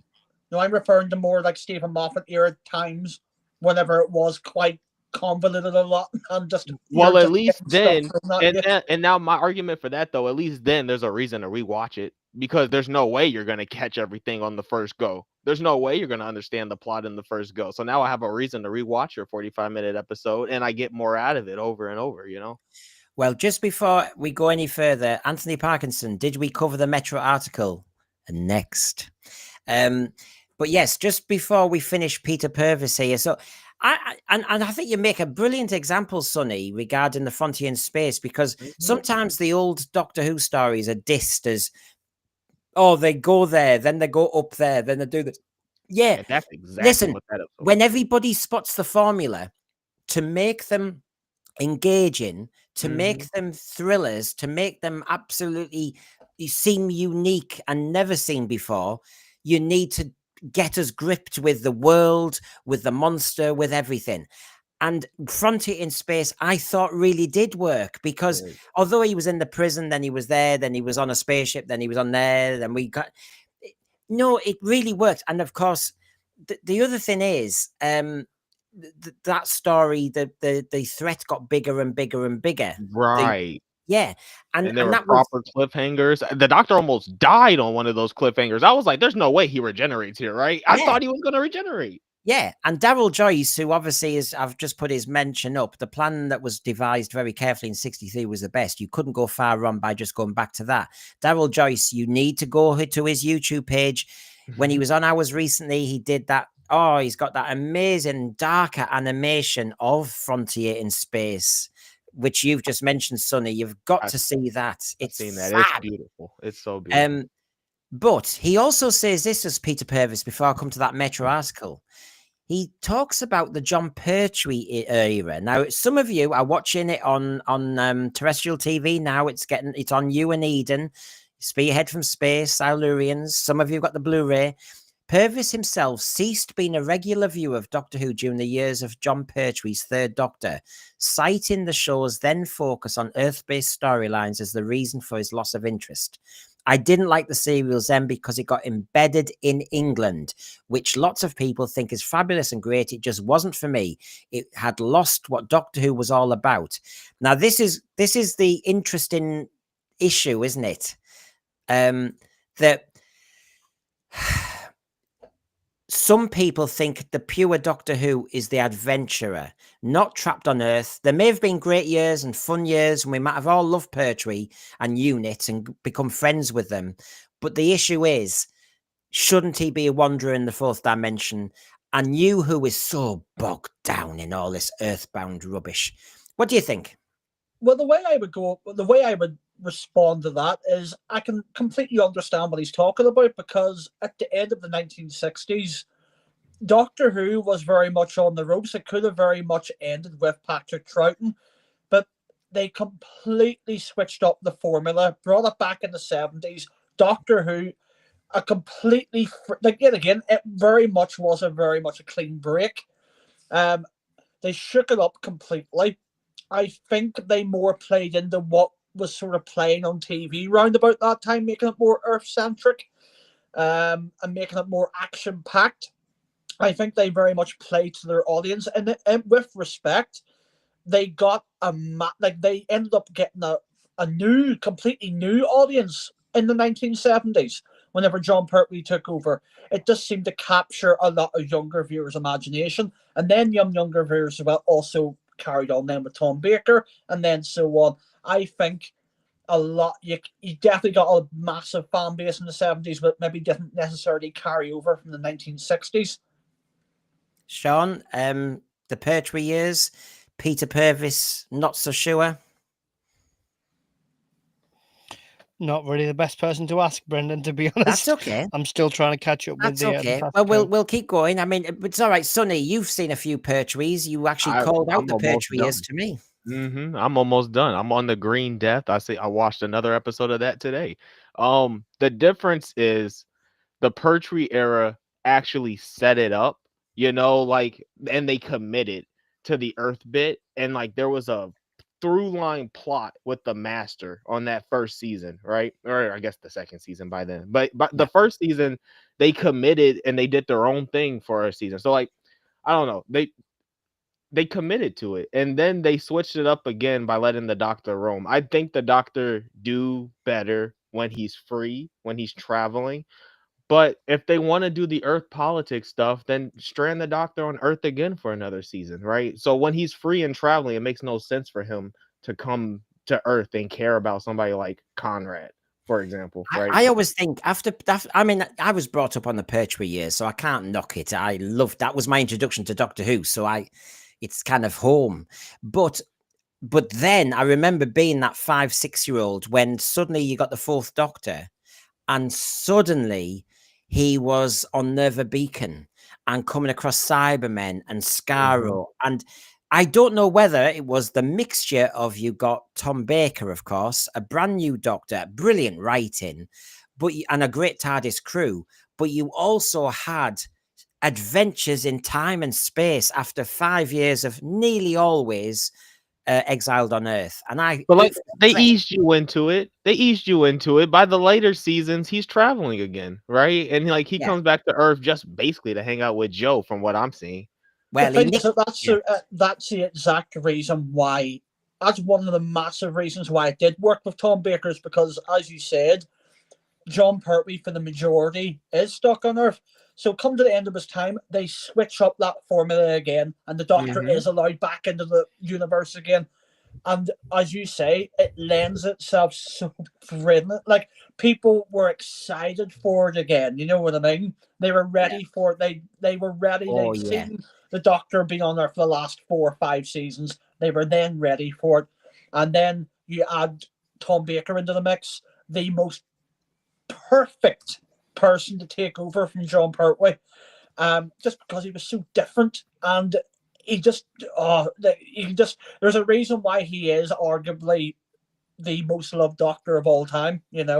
I think it was a happy accident, like the entire 70s for me. Well, yeah, the entire 70s for me very much is lightning in a bottle. Just because so many things all came together between writers, producers, actors, stories, situations. It all came together to make this brilliant little show. Now, Michael Nemo, before I forget, when I say forget it, because the thread's moving, thank you. Honestly, the current Who demographic cannot process subtext. Now, I am coming to the Metro article in a minute when It's fascinating. Subtext is a unicorn these days, and audiences now need to have ideas very overt and literal and rammed down your throat. Current Who is as sophisticated as vomit bag instructions. I agree with you, Michael Nemo, but I'll let the Metro article in a moment and get the lad's opinion on it. So hold your horses, Michael. You'll see us really address this, but I do agree with you. Sean, you wanted to come in. Yeah, it's just nice listening to you all talk about an era of Doctor Who you love, and it comes across. And obviously, I've got a lot of catching up to do, but I've been very much enjoying the catching up I've been doing. But you just listening to the three of you talk, like the people trying to making Doctor Who back then, they were trying to tell a good story, a coherent story. They were making those stories because they wanted to.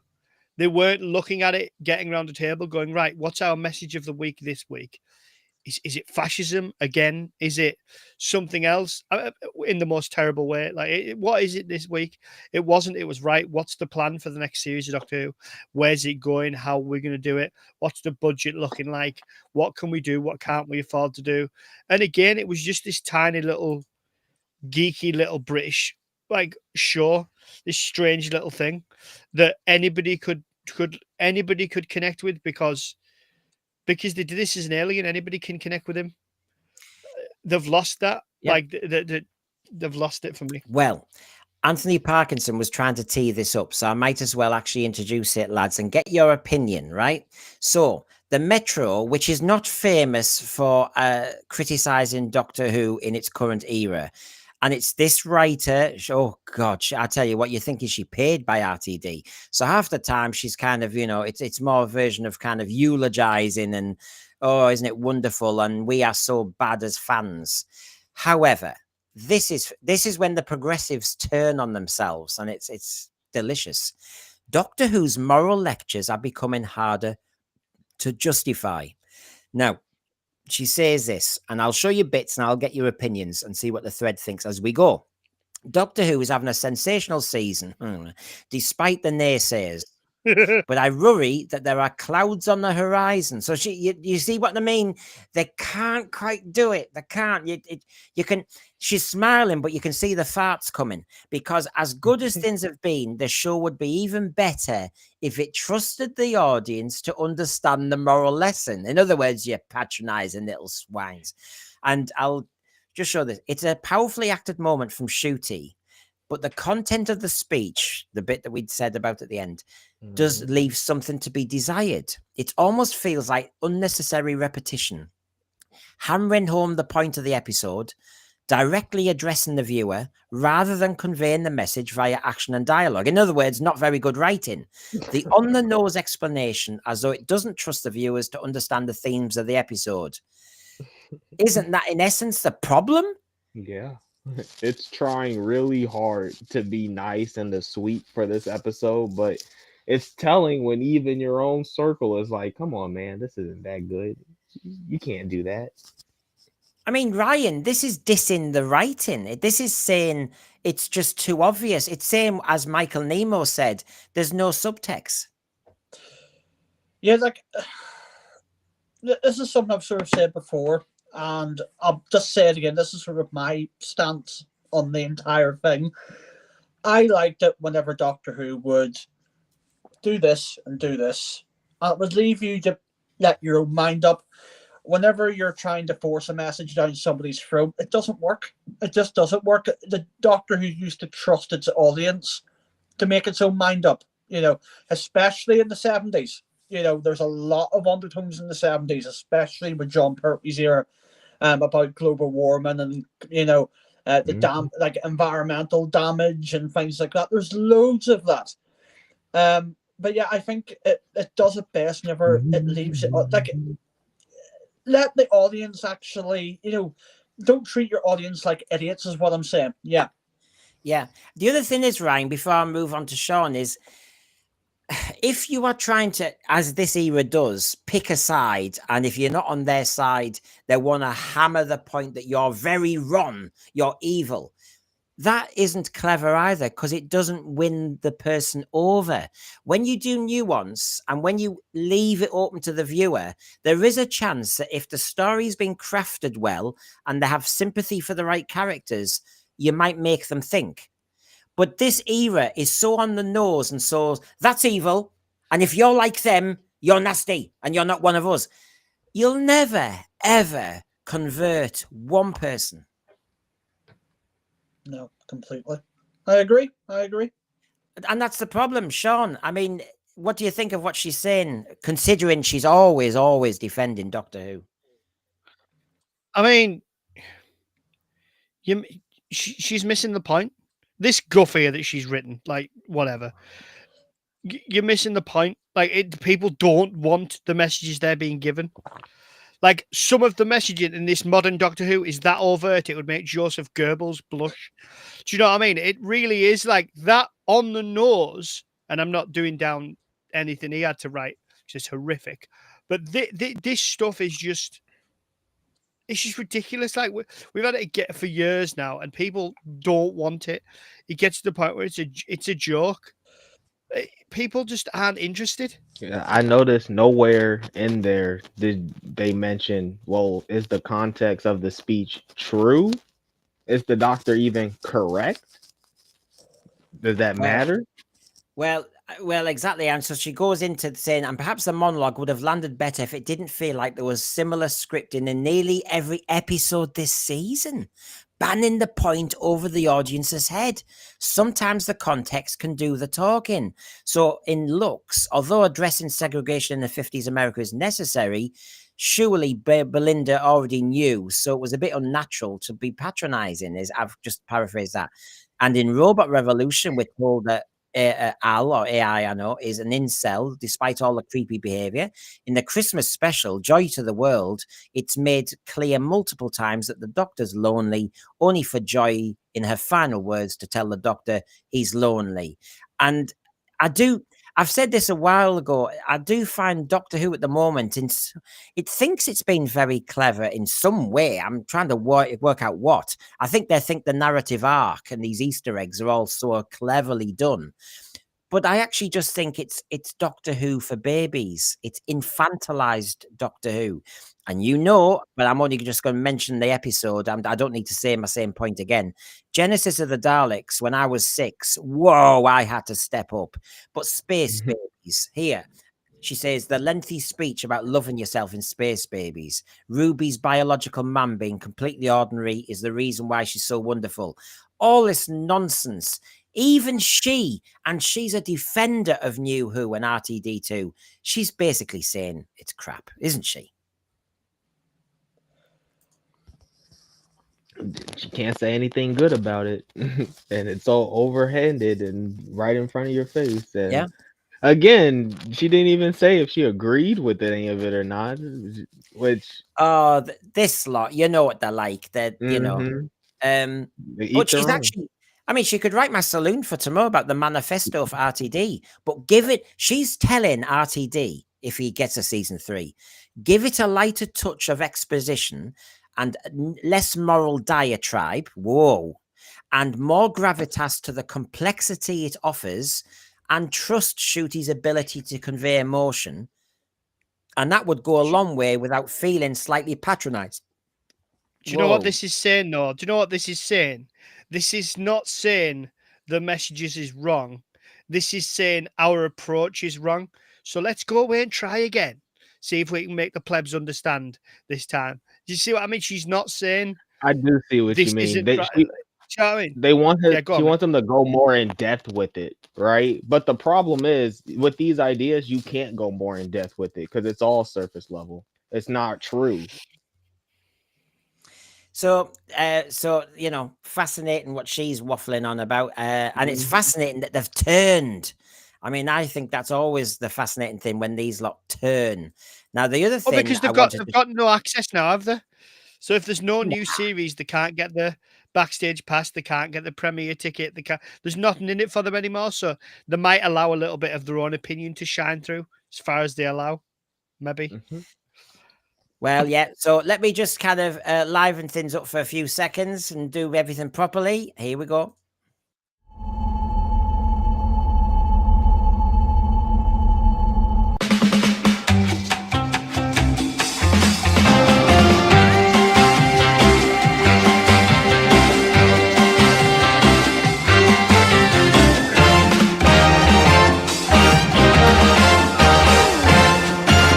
I reckon 2 million.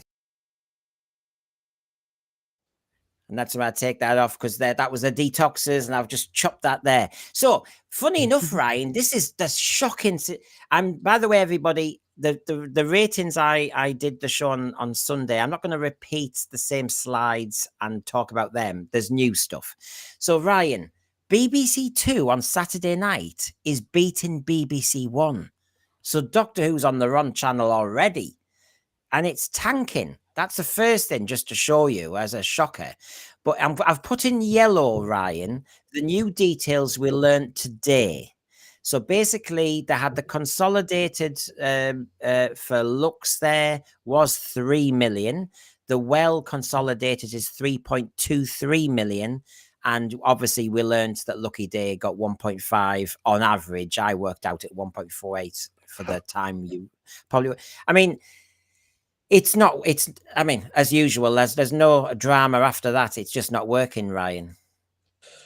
Well, the wee point I would make, but I wouldn't really say that having something on BBC Two being more popular on something than what's on BBC One isn't a new thing. Let's not forget, arguably the biggest show the BBC has had in recent years was Top Gear, with the Free Gods, Yeah. and that was on BBC Two, and that was massive, beyond massive. So you can have really great programming on BBC Two. There's nothing wrong with that. Ryan, do you watch a lot of telly anywhere nowadays? Because these figures, everybody's going on and on and on about the figures. You're either a trolling me, or you're saying, it's the death of the show. But if you really just look, I mean, take your column. So the consolidated, so from episode 1, 3.57, the well has still lost 340,000. There's no other way of looking at it. And there's no way of getting out of the fact that Lucky Day has got the lowest overnights in history. Shay? Obviously, Sean's got nothing to say about that one. I'll move on. So, no, that wasn't. You didn't say my name. That's why. I did. I said Sean. Did you? I didn't hear. Sorry, mate. It's just delicious, isn't it? It's just absolutely delicious. And I'll tell you for what, Noel, because we've been telling you about this. I made a post on X about this the other day. It's not like we didn't try and warn you. We've tried to help you. We've tried to tell you what was going wrong. We've tried to tell you how we feel. And you've just told us we're wrong, we're wrong, we're wrong, we're wrong, we're wrong. And now, the chickens come up a roost. You've got barely 1.5 million, which is absolutely pathetic. Reminds me of that Will Smith speech in I Am Legend. Dead! It's dead! It's dead. It's gone. It's finished. It's over. Feel free to continue telling me how 1.4 million or whatever it is now in a country of 70 odd million is successful. Please, God, keep telling me how good it is and how I don't understand, because I love it. I love being told how stupid I am. But it's dead, and I'm glad. I'm glad. I'm happy. Deserve everything you get. Pure historical, the detoxer. They tell me in Australia, I think it's about 26 million-ish is in the Australian populace. And if any TV program gets below 2 million, that's it. So it's dead. So Doctor Who, hello, pure historical here. The argument that Doctor Who is the third most watched show on the BBC on that just tells me that the audience is turning out of everything on the BBC. The audience thinks it's all crap. Now, if I just show you this, because this is where we ended up laughing last time, because this is the consolidated for everybody. Doctor Who's in third place. Britain's Got Talent got 5.14 million, 2 million more than Doctor Who. The 1% Club, what the hell's that?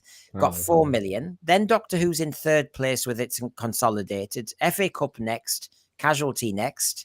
And And then that's a bit more of an awkward one. I know it's not kind of copied well. This is this week's Saturday. This is not consolidated. This is overnights. So if you can see here, Race Across the World, 5.86 million. Beyond Paradise, Britain's Got Talent, Grace, Have I Got News for You, Coronation Street, and I can keep going. Where is This Doctor City Who? is ours. Really good, by the way. There's a recommend for anybody. 13th The City is place. ours. 13th place, Doctor Who. It beat the BBC Weekend News, but it lost to the BBC News at 6. So there might have been, talking about the Pope again or something. Now, excuse me. And I know if you're abroad, you might be going, what the hell are we talking about? Doctor Who in 200,000 more viewers only than Country File. Country File, basically, they go around the British Isles and basically, he's a cow, here's some sheep farming dip, here's this, here's that, here's some lovely photographs of some birds, there's compost. That is only 200,000 less than Doctor Who, and people are telling me that I'm getting triggered. I'm You disappointed. were What should making we it do? sound pretty good, Brendan. That sounded is. better than the well. At least it's, So last at least week it's it proud just of being about- British. So last week it just about beat Antiques Roadshow, and this week it just about beat Country File. I mean, we're dipping down. I mean, I'm trying to think what's left. I mean, Doctor Who's going to be an antique on Antiques Roadshow soon. How much is this worth? Sod all. I see some green here though. I don't know if everybody's tuning out. It seems, and if Doctor Who got to third, it seems like people are giving it a chance to see if it gets better, and then they're just tuning out. Yeah.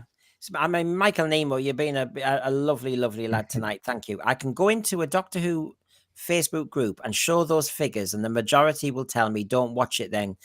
I know. And this is something I have to say, and I think we're the same on this one. Listen, we are allowed. What is it about when you give an opinion backed up by facts? If somebody says, but Brendan, the overnights don't count anymore. Brendan, the 7 days don't count anymore. Brendan, let me just show you the trends. Blah, blah, blah. Whatever argument you want to make it. But don't say to people, well, therefore stop watching it. I mean, again, it's like the argument saying you're wrong. It's like I don't know. I just find it nauseous that these people who haven't bought the merchandise, who haven't committed to the many, many years of watching Doctor Who half the time, they discovered Doctor Who a couple of years ago, and they like some of the badges it represents. That's, that brigade. And it's so out of order. It's so disrespectful. Why would anybody say, gosh, you've been watching Doctor Who for many years and you're shocked by the ratings tanking? Gosh, well, why don't you just not watch? What sort of logic is that? And that is not Doctor Who, because Doctor Who was universal and inclusive in the way that, that the whole message is wrong. Just because you think there's a certain character in it that you think represents you today, the rest of us have to shut our faces because nobody's watching. Sorry, heads in sand, emus comes to mind. But thing is, though, Brendan, go on. It reminds me that 1.5 million overnight. When I read that, I wrote it on X. I put, you told us to go and touch grass. I guess we listened. We listened to you. And the other thing is, Sean, that when people say, "Oh, stop going on about the figures," or "Go and not watch Doctor Who," it is relevant, surely, that we say, "Well, how come Race Across the World gets 2 million more?" Or we say, how come Antiques Roadshow, where basically you stick a camera in some old person's face and they show you a vase? Why am I not Don't you do down the Antiques Roadshow? Don't you do down the Antiques Roadshow? Hey, at least you know what you're getting. Well, you make you feel bad about yourself. The thing is, though, about the Antiques Roadshow, it would be incredibly cheap to make next to... And it's right next to Doctor Who, which is quite expensive to make. Well, we've got lots of people joining in here. Garbage, who's a very busy man tonight, and I appreciate it. He's done his day's work and he's helping us out. Country File do the same every week. They walk and talk to the camera. The camera then, oh, I like what you're doing here. Are you sounding like Peter Purvis? The camera then stops moving and they walk past the camera. There comes the drone shot. It's the same every single week, and it is getting only 200,000 less. But you could also say, Garbage, it gives the audience what they expect, and you tune in for that. It doesn't I have instruct to the say, audience either. Garbage. Sorry, I have to say, Garbage. Doesn't Country File? Oh no, not Country File. Antiques Roadshow gives more cliffhangers and jeopardy than Doctor Who, because Sonny in Antiques Roadshow, the old lady goes, "We've kept it in the family for 250 years, and we think it might be worth about 2 million." And they go, "Oh, it's some scraggy junk, and it's worth 10p." And then you see the nervous breakdown about to happen, and it's got more suspense than Doctor Who. You're like, is this old lady's gonna get swindled out of her boss? Oh no. I've been swindled by a car boot still. Yeah. It sounds more consistent than Doctor Who. Yeah. And in Country It'll have File, its what base do you... audience, though. It'll have its base audience. There'll be people, probably older people, but across the board, who will watch the Antiques Roadshow. People will sit round, you'll put bets on it, and entertaining. It's entertaining to watch with your family. Go, "Oh, look at this crap she's brought in. She thinks that's worth loads. What do you reckon? 20 quid? Ah, go." You can have a bit of a laugh with it. It's entertaining. It's nice. It's not insulting to you. It's not telling you you're evil. It's not making you feel bad about yourself. It's not making you feel bad about your country. It's actually entertaining to watch. So yeah, of course, you're gonna like Repair Shop. Look at Repair Shop. Sean. Well, yeah. Yeah. Sean Lee Smith says, "Watching cows touching grass." I mean, I know we've got it all lined up here. This is, I mean, and this just shows you how bad it is. So for the Michael Nemo, we're giving you some examples here where you can kick back and say, what I'm not allowed to say that Doctor Who's just scraping, beating Country File, and I'm supposed to be, happy. I mean, honestly, Gogglebox is just lots of people sat watching telly on settees, eating popcorn and crisps I and love various. Gogglebox. I love Gogglebox. I love Gogglebox. But it's just, I love That it. sounds ridiculous. It's class. That sounds ridiculous. it's a clip show, though. You and your I know, American but- ways. Clip show. I hate You'd clip like shows. it, Sonny. I hate clip shows. That sounds like Tosh 2.0 type of clip no. show. Terrible. Hold on, No, hold it's on. not a clip But show. It's good. No, but what I'm saying is it's people sat on settees watching clips of anything that's been on telly the last week. And that's in essence just short of Doctor Who, the actual drama, suspenseful thing. Sonny, on Gogglebox, sometimes they'll show a clip and people will be crying and go, "Oh God, that's a really moving scene," or something like that. Or they'll laugh. So you get laughs, you get tears, you get the full panoply of drama. Doctor Who, you get some semi-shufty Doctor You Light. get a semi, do you? Yeah, bit of romance. Well, he let him go, didn't he? No, so but you get you know what I mean. So there you go. One more time. Gogglebox, Country File, and BBC Weekend News, the generalized news, just was pipped at the post by Doctor Who, and they think we should shut up. Wow. There you go. That's the figure. Yeah, that's the figure. Oh, yeah. Beaten by, in the same week, that. Destroyed. And there's my 5-minute breakdowns, just to remind everybody that you can't include the first 5 minutes and the last 5 minutes because the people are obviously not watching the program. They've either tuned in or they've kept the telly on the wrong channel, so they don't count. So between 7:15 and 7:50, my average is it's actually 1.48 we're watching Lucky Day. Deep Red is the lowest figure. Now, 10 minutes in. So Pete McTighe, people saying, "Oh, make him the showrunner." 10 minutes in, we'd lost another 140,000 people. And what was the show, the great stunning show before this one? It was Celebrity Hit List. So basically a quiz show with some celebrities about pop music. And that got better than Doctor Who. Really? Yeesh. So Yeah. I think they were I just can believe fake it. dating by then. Yeah.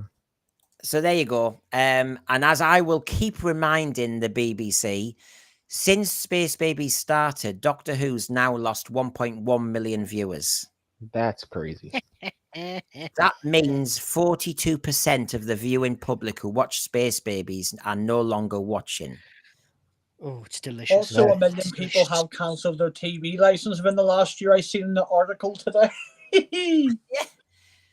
I have to show this though to you, Ryan, because Stephen Moffat a few years ago said, everyone talks about the ratings as if they matter.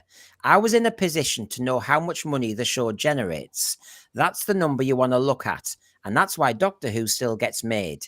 It's a massive show and it's never not culturally important. So from that, it's going to last forever, Ryan.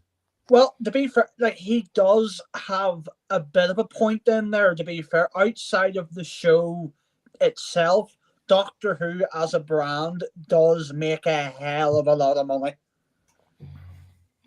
Does it though? The merch is right down. The quality is shocking. Big Finish aren't doing as well as they used to. I would beg to differ on that one. Going off, like I thought the last release of the new Third Doctor figure was fantastic. Just saying. Oh no, the classic stuff selling, like the newer classic stuff, but the new stuff ain't selling. Is it like like the anything geared towards now? But I know what you mean, though, Ryan. I get what you mean. I completely agree with you there. Like anything with like Jodie stuff doesn't sell. Shooty Gatwa stuff doesn't sell, and then they try to make it out like, oh yes, the figures are actually doing very, very well because they didn't make that many of them. And then next minute, they're all sold out. Yeah, because you didn't actually make that many compared to what you would have made of, say, David Tennant, for example. Flying with like 7 different versions, and then a version with glasses and a version without glasses, and But no, I completely agree. Like it's classic Doctor Who is still bringing the money in. Yeah. Now, old school Pete here. Here's one for Doctor Who. David Tennant wakes up on the TARDIS floor and we realise everything since he left was a Dalek-induced nightmare. None of it really happened. Or switch that old school Pete and have the Master lied and made the Matrix come up with a story in that timeless children nonsense. Do you know it's going to get worse? You know that this is like scorched earth tactics. It's going to be horrific. I've got no insider information, but this is going to be horrific. They're going to do something that is just. I've seen the rumors. So I've seen the rumors. I'll do a stream on it. I know people have talked about it. I'll give my version on it. Whoa! So, as we come to the end, Ryan, I mean, in a way, I feel as though I should have reviewed tonight with you more of Lucky Day, but the trouble was it even Doctor Who?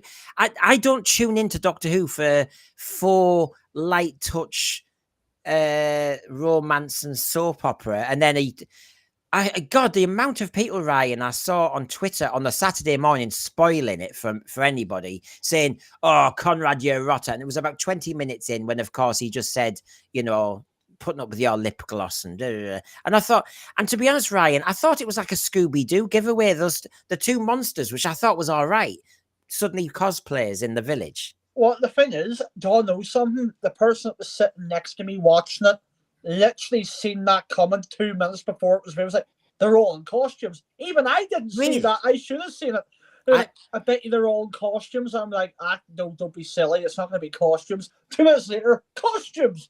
So even someone who does not even watch Doctor Who the way I would even was able to see that coming. But I have to say, the whole Conrad thing, like, you pretty much knew right from the get-go he was going to be a baddie. He's going to be a dick. But I tell you what, if I was him, I would not have been complaining about Ruby Sunday's lip gloss all over me. Not at all. That was one good thing about this episode. It didn't make sense, did it? What? Sorry, mate. Sorry. It didn't make sense. It was the whole, even when he was nice, like he was like, "Oh, Ruby, I didn't take the antidote. I wanted to be brave like the doctor." I was like, "Oh, he's an idiot then." And and there was some good bits in there. There was some good moments from Ruby, to be honest. I thought she was better than she was in the last series, where that bloke said to her, "Oh, love, who put you in charge?" She's like, "Oh, go get some fresh air. See how you get on." I thought that felt quite good and noble. I like that. I did And the other, laugh what at was that the other? part, just the way it was delivered. It's like, oh, we'll go and get some fresh Yeah. air, big man. I did laugh at It was that. good. And the other line where what's her face? Kate was like having a go at Conrad as he stands there with a gun, and the lass in the wheelchair, I can't remember her name, like leant over and said, She "I goes, give him a feed him a compliment." compliment. That Yeah. really that made me laugh. I was like, yeah, Yeah. I'd be saying the same thing. Like, he's got a gun on us, you dozy head. Like, say something, say And then she something gets nice. harsher with her insults. She just gets harsher. Yeah. But like I just- everybody who watches this show regularly knows how much I Millie Gibson. So yeah, like getting to see more of her was definitely a good thing for me. So Were you convinced, Ryan, by her PTSD? well, the problem with that is they've already set it up in universe not that long ago. There literally is a group where all ex-companions can go Yeah. to talk Yeah. about all of their stuff, and Kate knows about it. So Kate could just be like, "Hey, Ruby, if you're having any issues after leaving the doctor, here's a card. There's this group that meets every Tuesday." You know what I mean? Yeah. But yet again, if you Yeah, I start forgot applying continuity to Doctor Who, it ain't gonna work. There's just too much. Well, I can see the thread are starting to turn nightmare-wise to what could be happening in the finale. And the rumours are from the blooming Rani to the Omega to the Master to... I mean, you're thinking, are all the toys coming out? And a regeneration, of course, possibly. I'm gonna really annoy Sonny here. I'm What? gonna really annoy him. I know what's happening in the finale. Well, don't tell me unless you want me to just hate it off rip, man. Ryan, So, as The it's only not way you cool, can but enjoy the I know episode is exactly knowing what's nothing. happening. Ryan, Yes. give us a hint. Will we No. like it or not? No. I'm saying nothing. Will we like it? I'm only joking. I'm only winding you up. I don't know what the I'm fuck's only happening. gonna I'm only gonna like it if the doctor loses at the end. He just needs to lose. You already know my opinion on what I think. We are still going to get like a start of a regeneration and it cuts to black. I think it is very much going to be an open-ended season. Yeah. No. That's far too logical. They're gonna do something. They'll do something horrendous. I can feel it. I can feel it in my bones. I've been bitten too many times before. He'll regenerate back into Geordie or something. Be horrific. I yes. think at this point it might be the Rani. If it is the Rani, I'm going to be incredibly disappointed because it's so predictable. But it probably will be the Rani. Mind you, I'd been predicting the Sutek for a little while. It starts to become predictable. I have to say, bottom line is, I'm going to finish the show now because we've given a lovely 2 hours. But can I just say, there's nothing really surprising me this season because the amount of leaks, the amount of correct rumors, that's bad. The Chris Chibnall era actually was most watertight. It's really crap. Who's in charge of this? Because honestly, most of the rumors are true. Like, I'm not even going looking for spoilers or anything, but the fact that you just go anywhere and it's there. Or it's like, oh yeah, this is happening next week, or this is happening the end of the season. Like I heard rumors today that flipping John Simnall's coming back with the Rani, and it's like But has it got to the point though? If you throw like 100 different things at the wall and one or two of them sticks, you have the YouTuber going, "Oh yeah, I got that right. Oh, I'm not a reliable leaker," But you've got to ask yourself though. You've got to ask when there's this many leaks coming out. It's like a football team when the manager is at the end of his rope and all the rumors start coming out about players fighting and arguments, and there's that much coming out of it. You start to wonder whether it's the club itself leaking the news to try and create some kind of. So it wouldn't surprise me if this is actual Bad Wolf or the BBC leaking these intentionally through their media back channels and through their mates in the media to try and drum up any kind of interest, because there's no interest apart from that, is there? That's my only thoughts on it. There's also the concept that it's the fans at the end who are the gods of Ragnarok, and it's a meta thing. So therefore, they are baiting us on the internet deliberately. What the fans that we saw before? Well, no, the RTD is more a supremo than we can give him credit for. That he has actually been deliberately drip feeding a lot of these rumors and getting us angry and getting us all. So. Well, he's destroyed Doctor Who, so there you go. Well, yeah, he's destroyed it. Lance uppercut. No, what I heard is much worse. Susan. Yes, well, I mean, he's got to give us a payoff on Susan. And I've heard that there's a kind of, she's got a telepathic link with Belinda Chandra. Well, oh, this is just, I keep saying, bottom line, casual viewer will go, what the F is this all happening? Where's the story? Throwing all these people I've never heard of, telling me there's some stupid magical link, saying there's this Omega bloke who now probably looks like a sheep or something. You know, that honestly, this is just, mind you, that might work because if we've got to beat Countryfile. So It's like yes. what I said last week, Brendan. It's the same, but like, how can you have the clean break that RTD promised whenever he came back, whenever all you're ever going to do is just keep bringing things back from the past? As you say, the general audience is going to be like, who the fuck is Sutek? Oh yeah, well he's That's from what I this was story like. back in the 70s. Yeah. What is think tank? So we've it's past your bedtime, your creche, you've got to go home. Yeah. So your parents are collecting you, but no, thank you very much again, lads. That was really enjoyable, and God, there was so much to pack in, but I really appreciated that. So thank you again, Ryan. And if you want to give a shout out for your little business going on there, because it's yeah. Doctor Who linked. If you want stuff made by an idiot that made stuff for Doctor Who season 25, come over to Titan Studios 3D and we can make you some fun stuff. Yeah, there we go. That's a good plug. And if you're in the Peterborough Museum, you might see a couple of my bits beside flipping Matt Tucker stuff. Yes. I know, that'd be great. Sean, your channel, give us a shout out. Yep, review it yourself. Wherever you get your podcasts, basically. It's on YouTube, but it was only put on there late and it doesn't update properly. So wherever you get your podcasts, I do film reviews with my co-host Sarah. It's basically what you've got now, what you've just listened to me talking. This is how I approach films. So yeah, go back and give those a listen. There's 300 episodes there, 3.5 years of work. So go give that a listen to. And Sonny, your channel. Yeah, Sunny Waffles 3538. I have a new video out that's very interesting. I think it's very funny, little 15-minute drama video, and then after this, I'm gonna be live streaming a sort of post show. We're gonna do some Duolingo, and probably listen to some more Doctor Who people. Cool. So there you go. Oh, thanks everybody. And I will try and get a saloon out tomorrow, everybody. So thank you for your time, and I'll try and keep in touch and look after yourselves. It's been great having you on again. Good night, everybody, and have a good week. Bye. Bye, everyone.